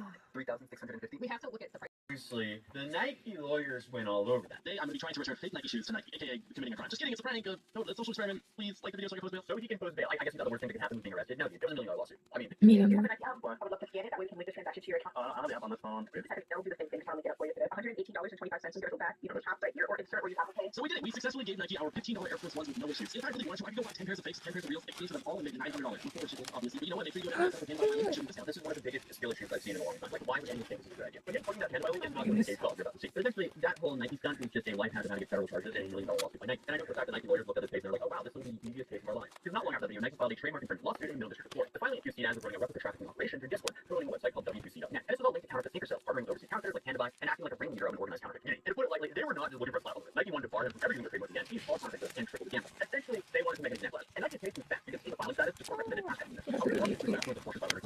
Honestly, I wouldn't want to find out, but by April 2024, the court has set its name to deadline. In April 2025, Nike secured partial summary judgment. The judge said it was undisputed that Fox sold counterfeit Nike products using Cash App and listed the same products for sale on Discord. In case you're wondering, he's still promoting his Discord channel on his website. And according to the Nike, CDAS activities created a likelihood of confusion among other customers over whether this was real, which gave Nike the legal grounds to secure partial summary judgment. As part of the ruling, the court granted Nike a permanent injunction against Fox. We probably answered that in the case. Basically, he was using Nike's trademark. But the court didn't give Nike everything it wanted. Some things about Fox's online activities, like working with shipping agents such as Pandabuy, promoting websites, and other online content, still have to be decided. The judge said most of the evidence supported Nike, but the real proof of confusion only came from his YouTube channel, where some viewers thought the fake shoes were real. The court also partly agreed with Nike on another issue. It said that Fox helped promote fake shoe sellers by giving them space on his Discord server and website. But the judge didn't fully side with Nike making the shipping and saying there were still facts that needed to be sorted out. But the big number here, though, according to Bloomberg Law, he did settle and agree to pay $1 million in damages. That's as a flexible guy would say, that's a lot of damage. For most people, this would kind of be the part of the movie where the narrator would be like, and he was never seen again, except he was seen again. And when he came back with this. So you're looking for a video tutorial on how to buy reps, huh? Alright. Have you ever wanted to get fly, get trim, put TS on without literally flushing your red line down the shitter? Because today, I'm going to be showing you guys making my replica pro in 2025 without being scammed, or just buying some shit that I know called out. I am a 6-year veteran when it comes to this, so there is a lot to cover. Be sure to check the timestamps, or just save the video if you need to come back later. I don't know, man. You should probably mention settling the lawsuit with Nike for claiming you're a 6-year veteran. And over the next several minutes in that video, he walks viewers through how to use Chinese agent sites like Taobao and Waidian on how to avoid getting scammed and how to save on shipping. He even plugs a new referral link over a different agent. This time, Bulba,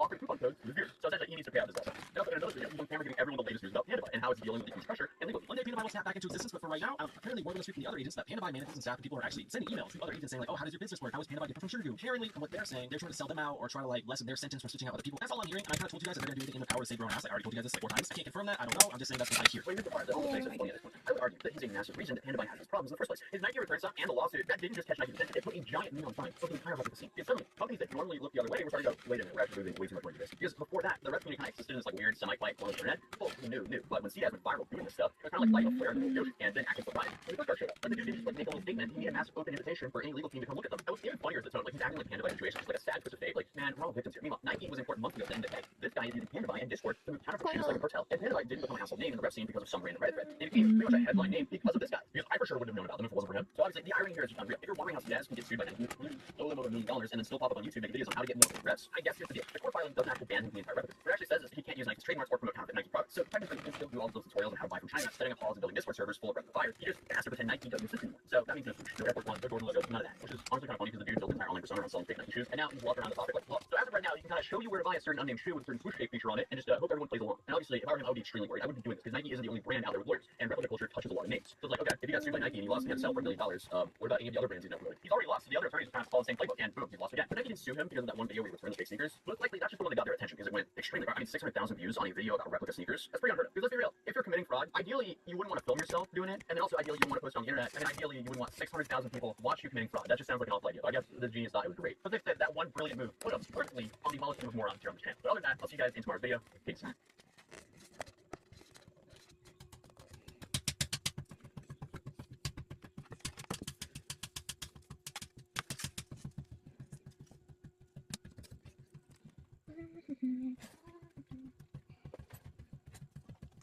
Let's do this fast. I'm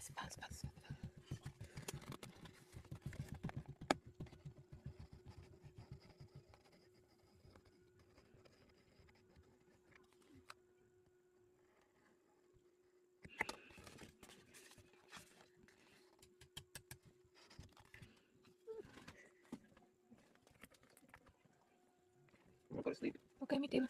Good night, mi cielo. Nos vemos.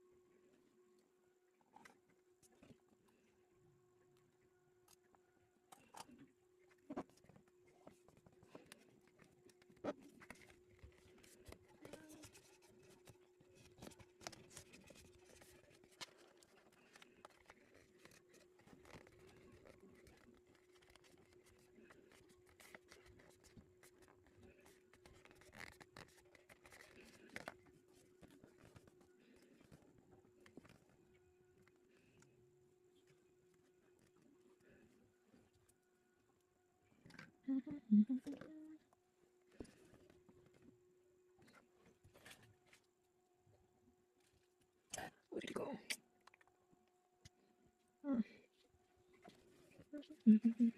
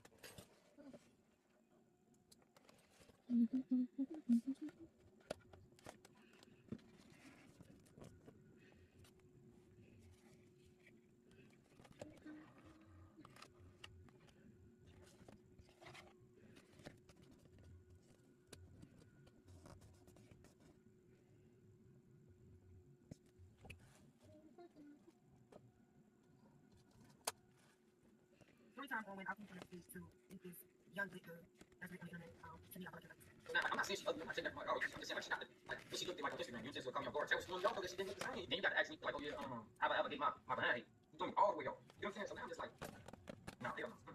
She don't see me at all. You know what I'm saying?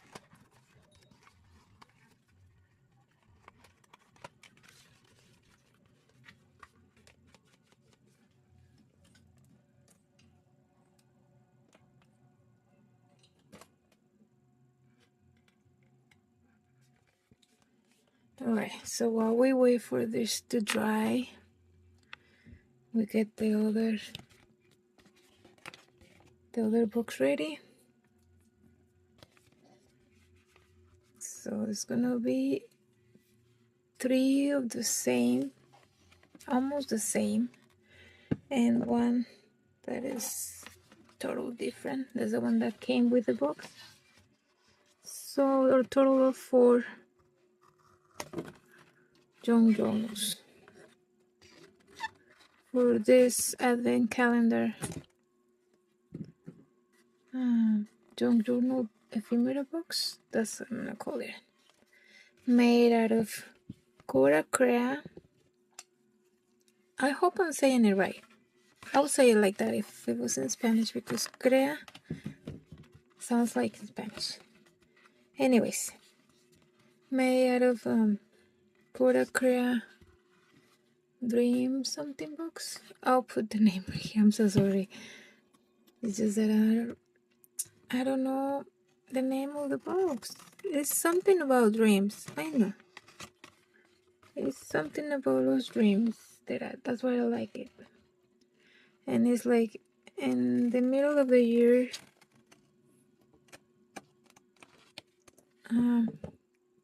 like an advent calendar box full of goodies. Oh my goodness. Well, if you guys already watched the unboxing, you guys already know what's in it.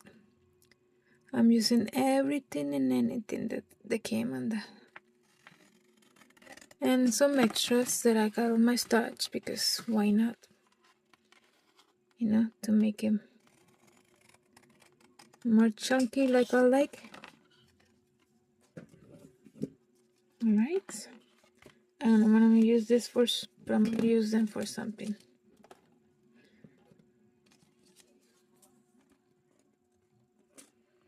Alright.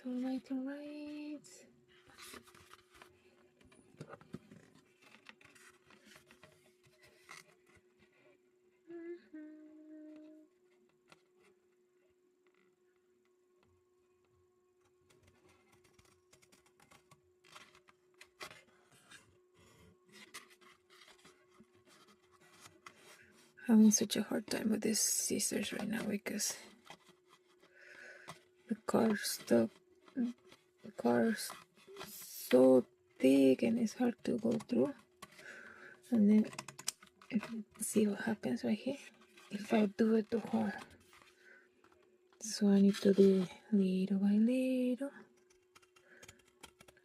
and don't go all the way to the end. That's what happens.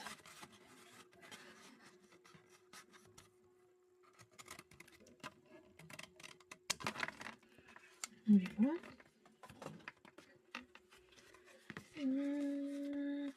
I like to keep these ends to make the cover more stability.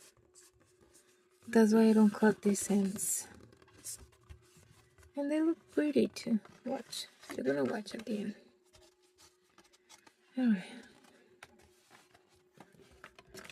Let's glue these things.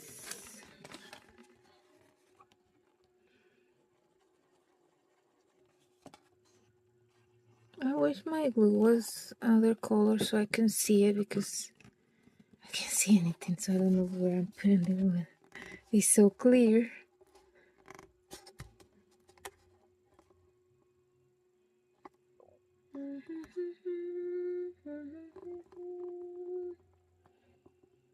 Well, Wi-Fi has been very slow, so I cannot listen to my favorite YouTubers on my background noise. And I'm talking to myself, you know?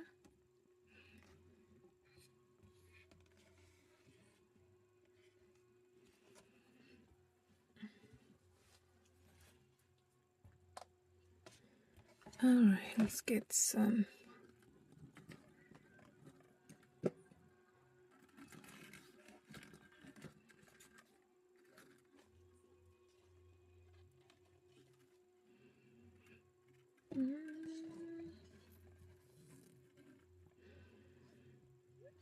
It don't need to be that big, so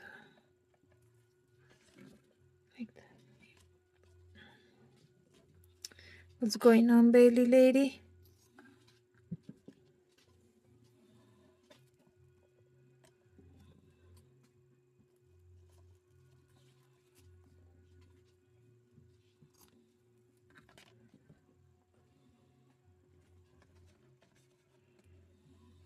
Super.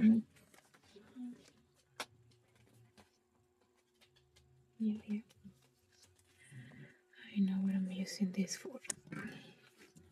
To make the spine more stable, so I'm gonna cut this.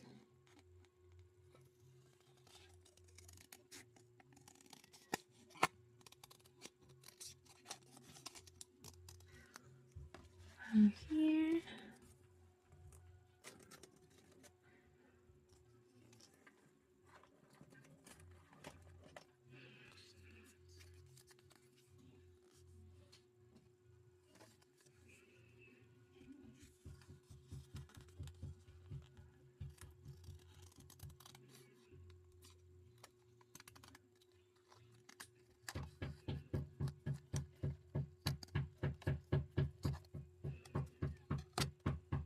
Okay.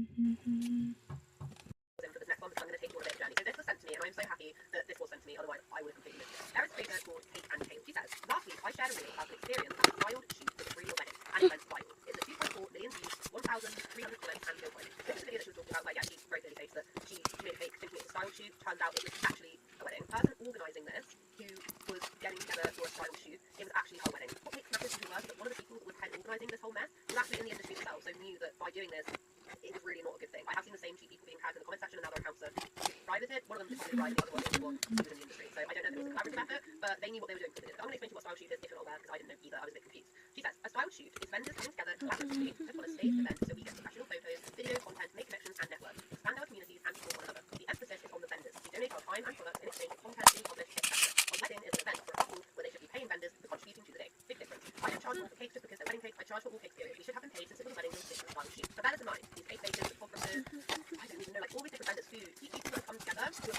said, hey, let's all come together, let's all, network, let's all get our creativity going, we'll all have pictures, we'll show off each other's work, which will in the long run, hopefully, if things post to the right platform, share with the right people, network with the right people, that will then lead to more business. A lot of these people would have cancelled their own work, would have cancelled their weddings, would have cancelled all sorts of business things on their end to go and be a part of this networking event. Honestly, I have no idea that's something. If it's actually someone's wedding day, how are you able to network?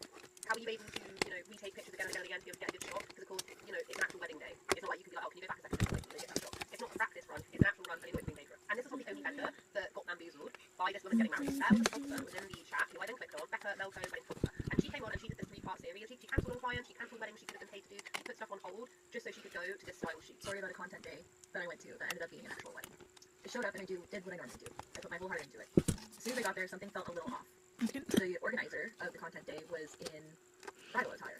What? And I thought to myself, she getting married? Then let the day happen because I'm not going to just make a fit someone's wedding day. I can't, that's just not my style. Kept shooting and I thought, maybe I'm What's going on? Maybe something just wasn't. Why you're not going in? Then the vows and the walk down the aisle and the legal signing of the marriage documents and everything else started happening.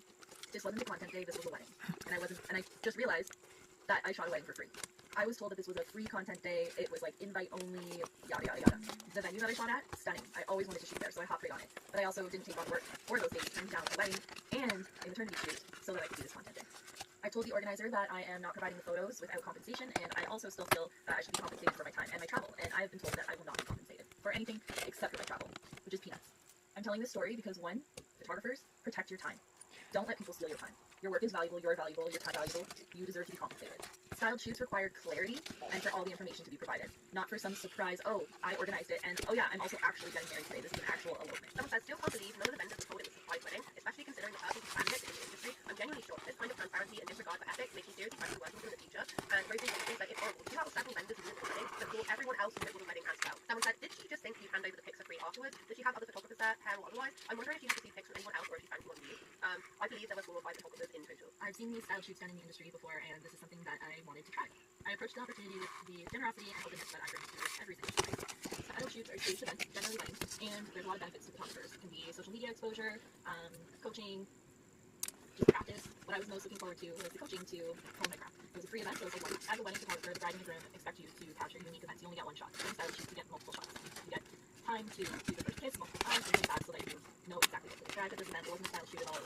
There was a legal marriage license, there were guests, a wedding, a couple family members and friends, and nothing was repeated. It was a wedding. I didn't agree to shoot a wedding. I left the event shaken and confused, and it wasn't until the next morning until what happened hit me, and I realized that I shot a wedding for free. I had turned down paying clients for the experience of a styled shoot, and that's not what I got. I gave my creativity, emotions, and time to something that I never consented to. That's When I shared awesome. my story publicly to warn my community, I was met with a cease and desist letter. It wasn't just a cease and desist letter, it was a cease and desist letter that accused me of saying things that I never said. The letter was addressed to only me, but the lawyer who sent it CC'd all the other vendors on the email. While accusing me of defamation, the letter also accused me of several false accusations and broadcast that to 8 other people that I'm in the wedding industry with. This letter hurt me and upset me, and it felt like it was a way to scare me and to dissuade any of the other vendors from sharing their stories too. The letter demanded that I take down my story, do a public apology, and retract my statement. What? Within 7 Good days. funny. I refused because I did retell facts, and that is not defamatory. Exactly. The cake maker has been nothing short of extraordinary, and not in a good way. Whenever cake comes to any conversation whatsoever, there flower. is fireworks. I don't get it. So Cake and Kale said, there are lots of positives that come with going viral. I've gotten over 1,000 new followers. Hi, thanks for being here. Lots of people in the comments of the reel complimenting my work, validating the experience, and people sharing my work. But there are also some negatives that come along. I don't understand how people can make this negative.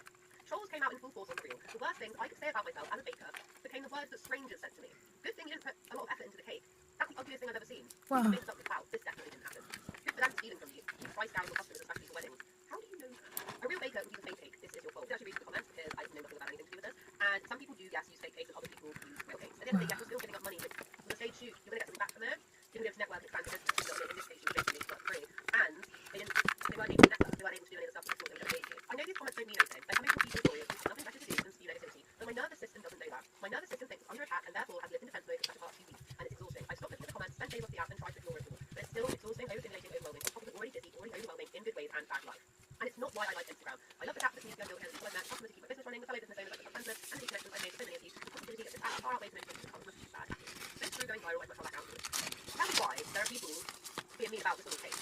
Tell me why, from a real, like I'm telling you right now. It was like Morris, it was like Ashley at the very beginning. People don't have this when it comes to cakes and I can't work out why is a cake, is a cake. And you, why are you belittling that cake? It was a really pretty cake. Of all the cakes you belittling, you would have allowed it to them. No, absolutely not. Absolutely not. I've just made up my mind. I think there are people away from cake are just feral. Feral beings that eat cake. I never understood it. You know what? I can wholly relate to this feeling like you're entitled right when you're on it. Depending on whether you're creating content or you're creating content, one of the things that I can say to you guys is imagining the start of it. The way I think about it with is that I will like comment on videos that have something gone up.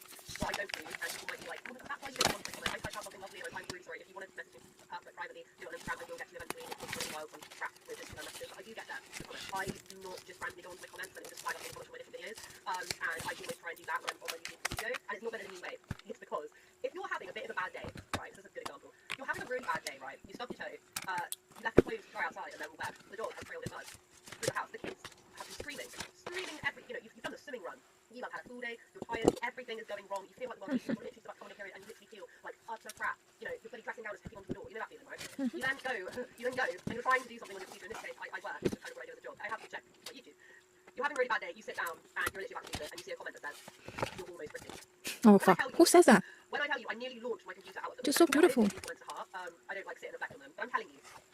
Who says that? I'm telling you, like some people just do not think. You are so gorgeous. Like what? Bad day, and you get comments about something like you're beautiful. You know what I mean? What about you? You get like random comments like that. I'm telling you, it just. I just kind of sitting here and it's like why? Generally, as a point of rule, people have attitude over people just comment literally whatever with no regard or anything. So I get what she means, and of course, and for that. Don't listen to stupid people, Mama. You are gorgeous.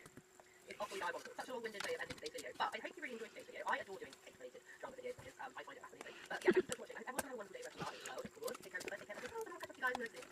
Bye. Right, little red velvets, how we doing? Welcome back to my YouTube channel. What I can always say is today to be discussing some cake-related drama, and not just cake-related drama, which I know we all know and love around here. Wedding cake drama. And she immediately goes, actually, I'm not going to having desserts on the premises at all. And I'm like, okay. You're combining two of my favourite things to talk about, wedding drama and cake drama. Today is absolutely no exception whatsoever, because we have got someone who I swear we have visited before, and if I can find the context in which her channel came up, I will happily deliver it. Okay. We have definitely spoken about Grace before. We have got Grace over here from Sweet Grace Dessert Co. I want to say hello to Grace. So we talked about it before. Anyway, regardless, she has come back and she has been blessing us with this crazy issue that she had between the venue and obviously the clients who were paying her for this cake to supply to the venue. There was a whole issue. Turns out Grace is pretty damn certain that this venue did not have insurance. We're trying to hold her 100% liable for anything that happened during the cake cutting episode, despite her not actually being on the premises. And Grace basically played a Scooby-Doo on this venue and started investigating exactly what was in these contracts. And if it wasn't Grace standing up and saying, hey, this isn't right, none of this would have been told. She's like the cake version of a knight in shining armour. And I do this at the beginning of most of my cake-related videos. I love running and get this because I usually share the type of pastry, biscuit, or cake that I'm using when we're discussing cake with. And today it is a pecan flat. Pecan plate. Basically, it looks a bit like this, and it's got pecans on it. I'm pretty quite sure if you say plate or flat, but pecan, I call it pecan flat. If there's anything I love more than cakes, it's cake drama. But unfortunately, I cannot just survive off of cakes and cake drama. Although that would mean I would have to spend a hell of a lot of time planning and researching and knowing exactly what they wanted every single week. It's amazing it's a service that did all of that. Picked, planned, shopped, delivered straight to your door. Well, look no further than today's sponsor, HelloFresh. HelloFresh makes it super easy for you to have hassle-free, better-for-you home-cooked meals, which I'm a massive fan of. It is me with my 2 kids, and yeah, sometimes it can be a little bit testing and trying to make sure those recipes are hassle-free and nutritious. And with so many diverse meal options, you're never going to get that feeling of missing out. There are nutritious choices. You can customize your meals with healthy modifications, including lettuce wraps, double veggies, or health preference-based such as calorie smart, protein smart. We also have some meal options for quick and easy meals as well. There are other options such as 15-minute meals, press and bake, and 3-minute heat and eat ready-made meals, which I am a super big fan of. And the options that they give means that you're never going to get bored of it, and it saves a lot of time in the kitchen. And when you are a busy mom of 2 and you've got to get back home and you've got to run back out to take them swimming and run to different activities, it really is a great option just to have everything that you need sent to you to be able to do these quick and easy meals that are really good for your family. You're not having to worry about it. It does give you really good peace of mind and doesn't give you that mum guilt of just knowing that there is something quick and healthy for them to eat. HelloFresh also uses high quality ingredients. It's so weird to hear you with a sponsor. That's so cool, Mama. Again, it gives me peace of mind. The food that I'm serving my family is up to scratch. I love cooking, but I don't always love the organizational element to it. But from the comfort of my own home with the HelloFresh app, you and my family are able to enjoy Nails because they're too big. I cannot do it too much. I I don't know how people do crafts with long nails. I can't do it. It's a little bit stressful for me when I'm ultra busy, as I'm sure a lot of you guys can relate, is running around the supermarket and you don't really have too many things going on and trying to find everything to make a recipe. Well, in this case, you don't have to worry about it. It's all sent to you. Just choose what meals you want. You can pick out many of the different options, way more than what I just mentioned. I just think that takes the ultimate stress out of your cooking and helps me fall back in love with doing one of the things I like doing, which is cooking. If you are eager and curious to hear more about HelloFresh and you want to take HelloFresh's incredible offer by using my code AVRobinson FM for 10 free meals plus free add-ons for life. That is 1 free item per box with an active subscription. Free meals apply as discount on your very first box. New subscribers only, varies by plan. Sign up today, click the link down below or use my code AVRobinson FM. You will absolutely love it. It's an amazing service and definitely take advantage. Alright, so I'm gonna teach you how to do this. I'm so bad at tutorials, so I'm not gonna call this a tutorial because I'm not good at tutorials, okay? Just gonna explain what I'm doing. So I'm gonna teach you how to do these little boxes. These boxes are gonna be to put the ephemera, like so. I haven't finished, okay? I haven't finished the, the last minute, the finishing touches, cleaning and all that, Well, So I'm gonna show you how I did this. I'll show you one and then you can see the rest of the video. I'm gonna fast forward it. So this is what you do. You get the box and open it the way that this is gonna be, the number is gonna go down. That way you can pull the little drawer. You know what I mean? Alright, that one's dry and I couldn't open it. So this is what you do. You open the box, right?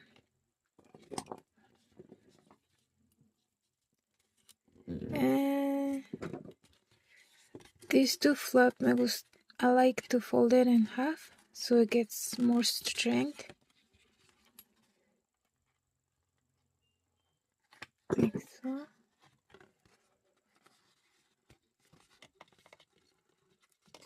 So it's gonna get more strength. And then you do a little bit of very strong tape, because I'm gonna do washi tape. Washi tape usually comes out very easy because it's just decorative, it's not sticky, right?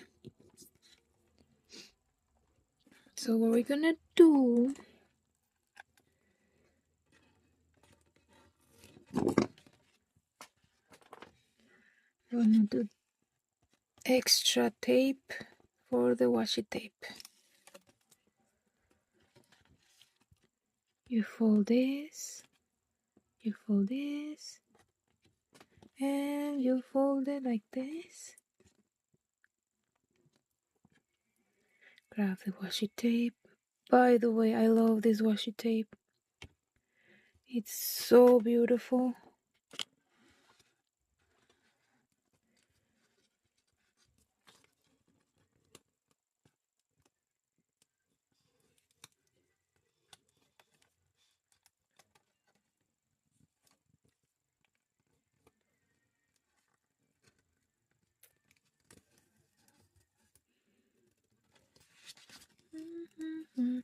Oh, what am I doing?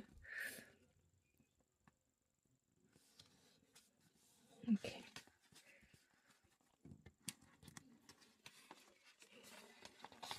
Wrap it around, wrap it around. Okay.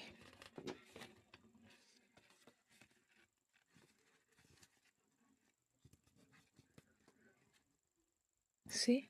More strong. Alright, now you get the extra strength tape.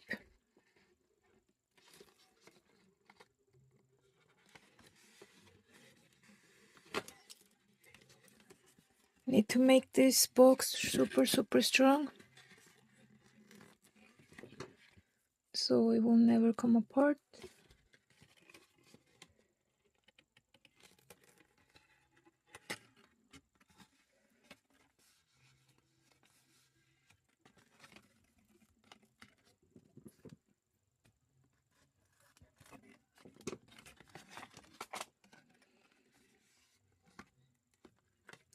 You put tape on both of the flaps and on the little ones too, on these two little ones. And you're gonna do the same steps for all the boxes, all 12 boxes, okay?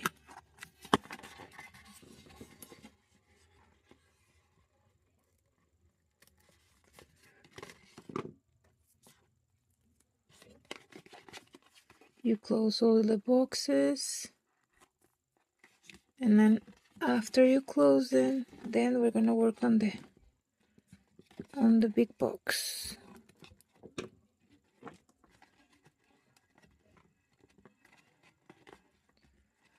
Okay, first you're gonna grab this little one, fold it up, and see what I do here.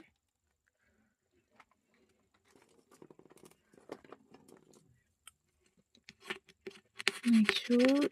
Okay, next the other one.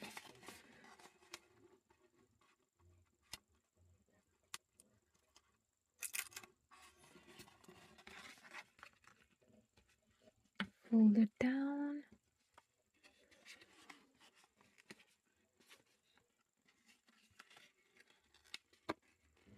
There you go.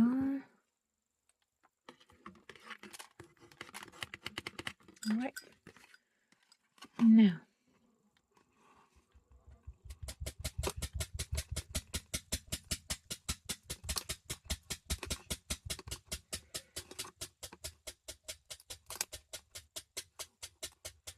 Bailey, Mama,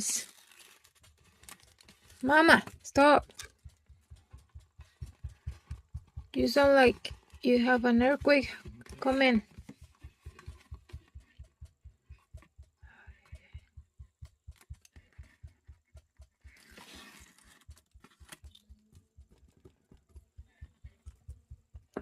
Make sure when you close, don't close it too much inside, because then we won't be able to put this in here. You need it to go in and out freely.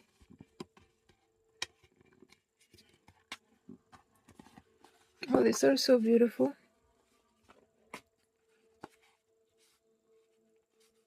These pins. These are bookmarks. This one right here. They're perfect.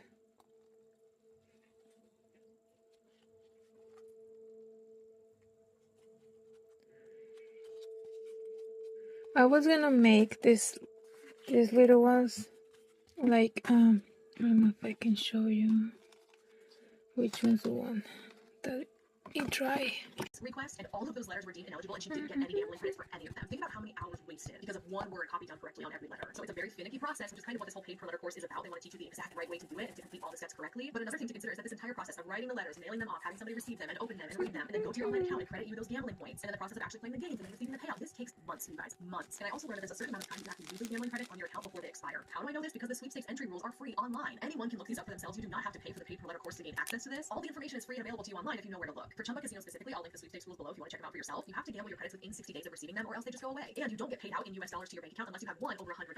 This particular woman in this video started writing letters in early June, and as of August 19th, she admitted that she hasn't gotten paid a single dime yet. There's a lot of what ifs in this entire equation. It doesn't strike me as a particularly quick or stable way to make money. This whole process of writing a letter to a casino to enter their sweepstakes is not illegal, and it's not a scam. But in my opinion, this whole Send It Academy operation of buy our paid per letter course where we teach you how to mass produce these sweepstakes entries and then gamble with the credits you receive thing absolutely has scammy vibes to it. But the scammy vibes don't end there. You have to ask yourself, why are people making TikTok videos about this fantastic opportunity? What motive would they have to make all these videos singing the praises of this great letter writing side hustle they have? What's in it for them? Well, this video should clear things up. I put $200 into a side hustle because it sounded really great, and I also wanted to see if it was legit, and I'm just sharing my process with you guys. You don't need a printer, you just need to be able to buy your own envelopes, index cards, and stamps. Now, something else that's really exciting that I found out they're doing is a promoter side of it, so you can sign up and just do letters and make the $5 per letter, and you can be a promoter. So if you get someone else to sign up under your name, you get $100.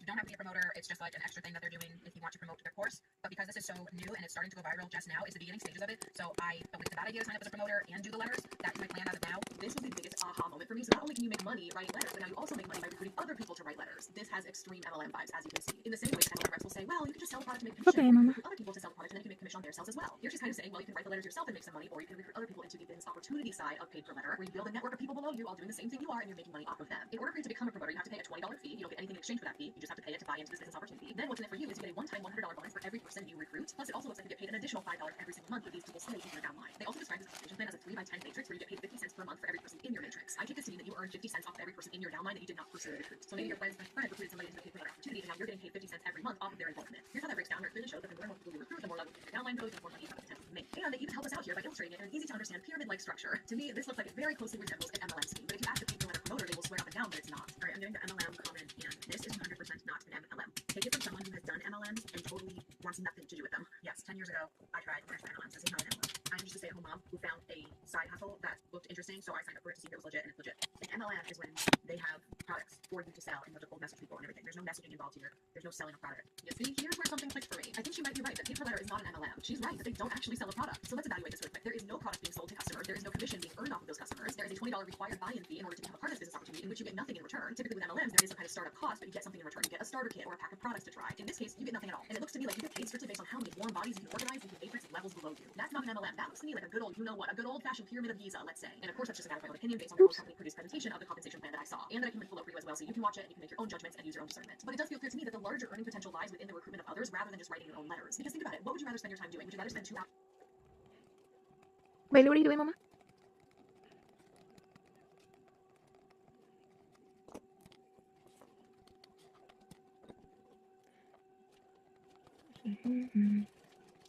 She left it in the middle.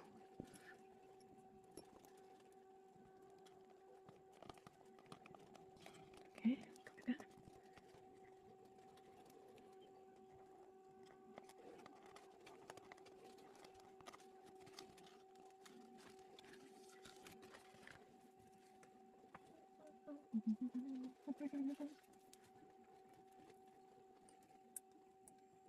Oh, no wonder. No lights. No worries. Be happy. No worries.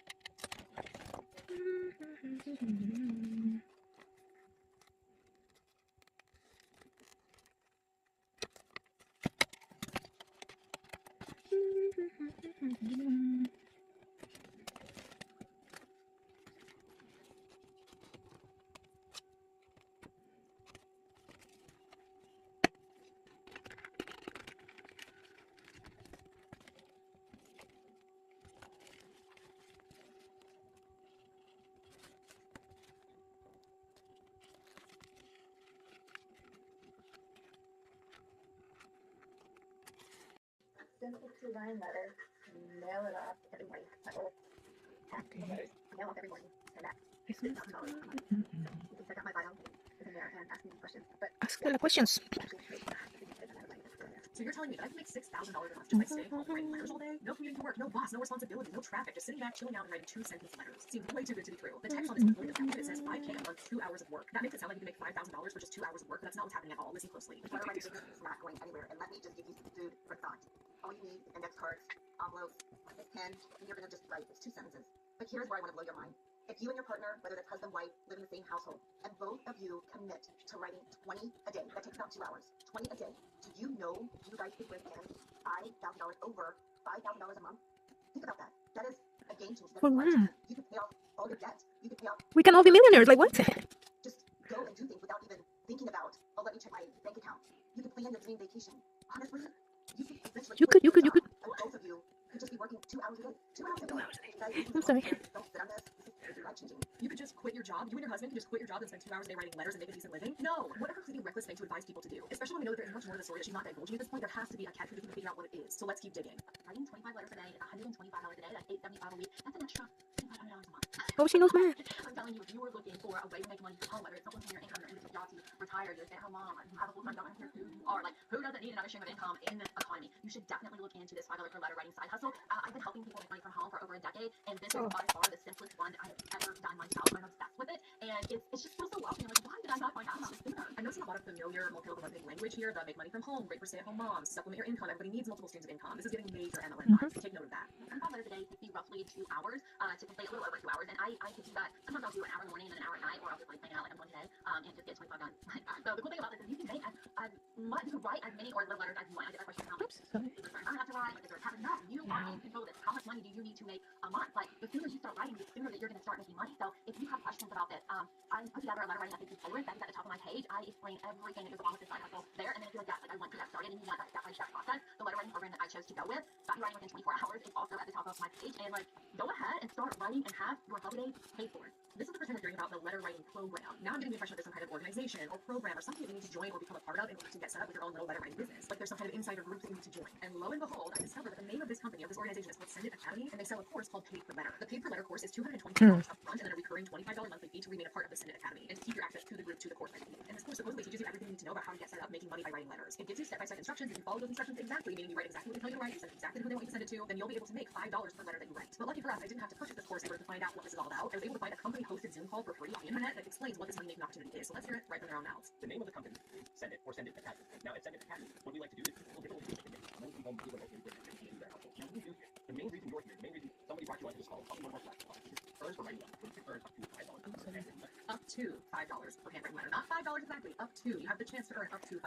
Keep that in mind. A little bit about it, Send It Academy, about these companies. We do how to write letters to billion-dollar corporations, including gaming websites and emails. Now, the majority of corporations and users in online coins, which are also known as sweep coins, as in sweepstakes. Now, we'll convert these coins into cash via online games. Now, we can do this conversion process to return most of your coins, which you can then back out, right?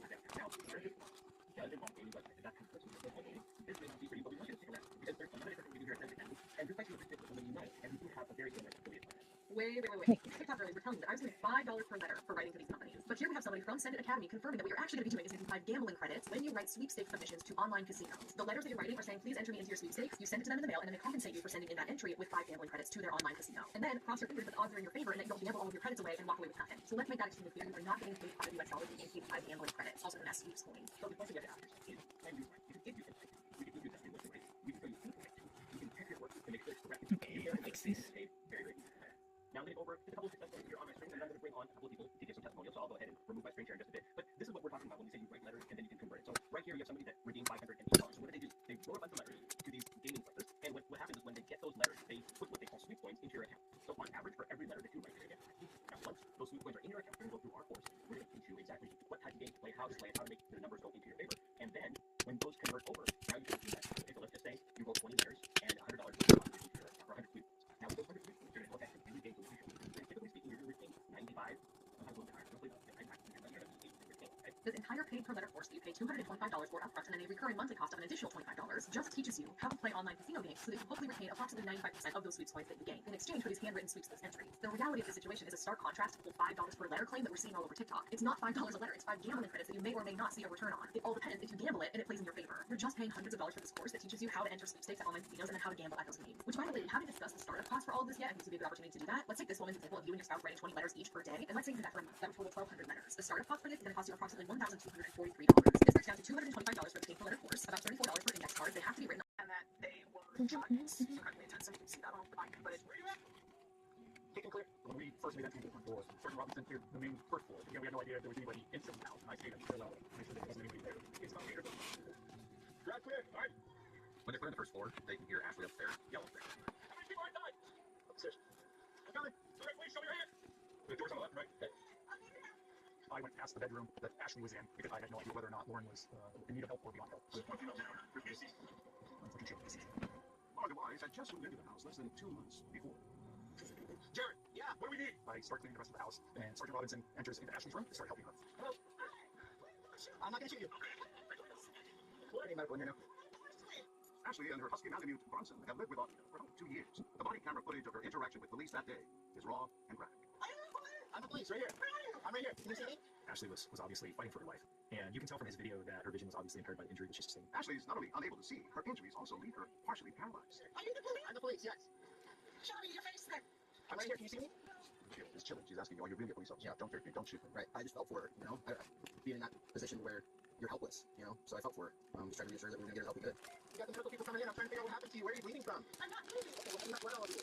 Yes, ma'am. I don't know what I do. If I can have somebody maintain the crime scene at the front door, let nobody We have time to make sure that the house is completely secure. However, she needs help, and she needs help now. It was apparent that she'd been in there a long time, and I don't know how much longer she has. So at that point, I made the decision to remove her, which I understand is against their policies and protocols. Ashley, what we're gonna do is we're gonna pick you up and we're gonna carry you down to the paradise, okay? Oh God, what are you doing? You're gonna have to carry me.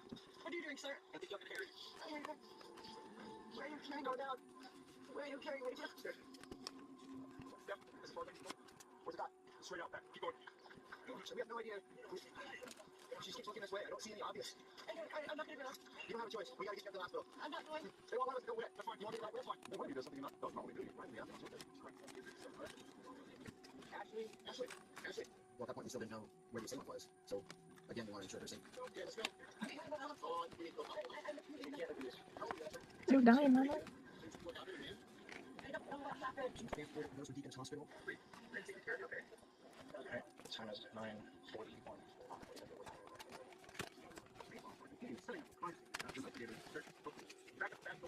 Open. There's the trail of footprints that led from the front of the residence through a side gate all the way to the back door. And actually, she's fighting for her life. She had been shot point blank in the back of the head, but we weren't even sure if she was fine.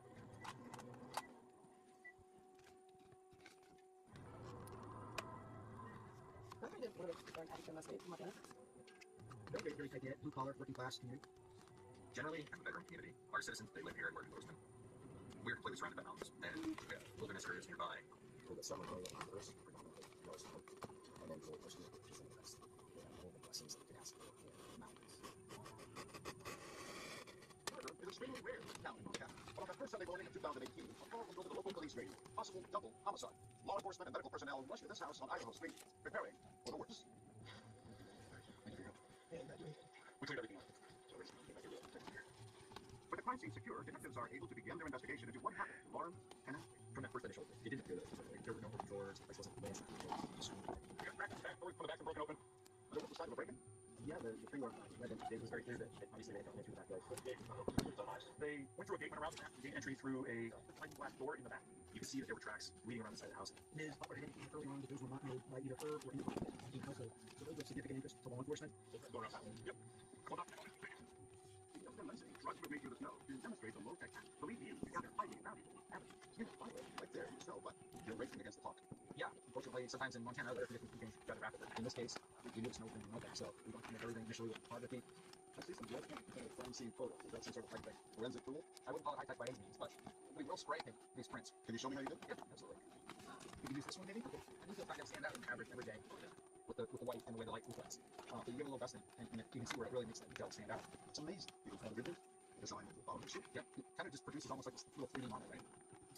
There were two distinct patterns of movements, and they started doing the analysis to try to figure out what types of shoes they were actually made from. In fact, investigators are examining the photos where the two women were shot. My first impression of the crime scene I knew it was one. She's so weak. Right there, you know, she's scared. Trying to call for help. Law enforcement ultimately determined that Lauren had been shot multiple times, and that she had gunshot wounds to both the head and chest, and that resulted in her death. Both Ashley and Lauren had been shot in the head. For Lauren, it was fatal, and Ashley was Later learned she'd been moving around the field, and so as a result of that, she was born. Detectives find no fingerprint or DNA evidence, but they do find shell casings, 9 of them in all. There were 4 shell casings in Lauren's bedroom, and 5 shell casings in Ashley's bedroom. There were almost 22. There were 2 distinct brands of ammunition used in the act, and the Gila brand, 22 caliber. So we have ammunition in there. So are we looking at 2 weapons? Or are we looking at somebody who loaded their gun with mixed ammunition? Well, then we can pick together clues at the scene of your Butler's interview at police headquarters. Don't worry about it. We'll get through it. It's a very tough time right now, I understand that. Audie Butler owns the house, and to help her skills, sought a roommate. That first roommate was Ashley Van Hemert. She also recently started this friendship with Paul Wise, and Lauren was having some marital problems with her husband. Paul Wise was Lauren's estranged husband at the time, and Paul and Lauren met when they were both teachers down in Florida. Paul was married to his Maria at the time that he and Lauren had first met, and when that marriage kind of started falling apart, then that's when he and Lauren got together. When he was married to Maria, we had 2 children, Natalie and Joe. Lauren really cared about Joe and Natalie, as if they were her own kids. The couple has their own child. Trophy has 64, but the workers sell everything. They get an RV, they set off to see the country. They relocated to Bozeman, Montana, where Lauren was able to find employment for the bank, and Paul did some construction type work, things of that nature. Jessica John's been friended Lauren into several photos posted on Facebook. Lauren appears to be loving her new life. This is actually a beautiful picture of Natalie and Joe, and their little girl. They just always seemed lovely. Just so lovely and so full of life. She was just somebody that was just always so positive no matter what. Lauren kept up appearances, even though her marriage to Paul was falling apart. But then, Lauren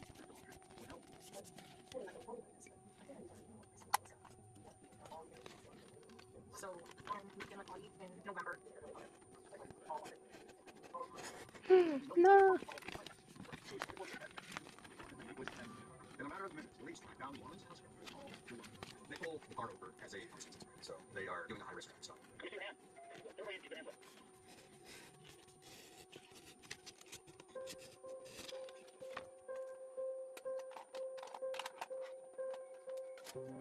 Ashley Ann Hamer is in critical condition, fighting for her life in a hospital. Thank you so much for stopping by.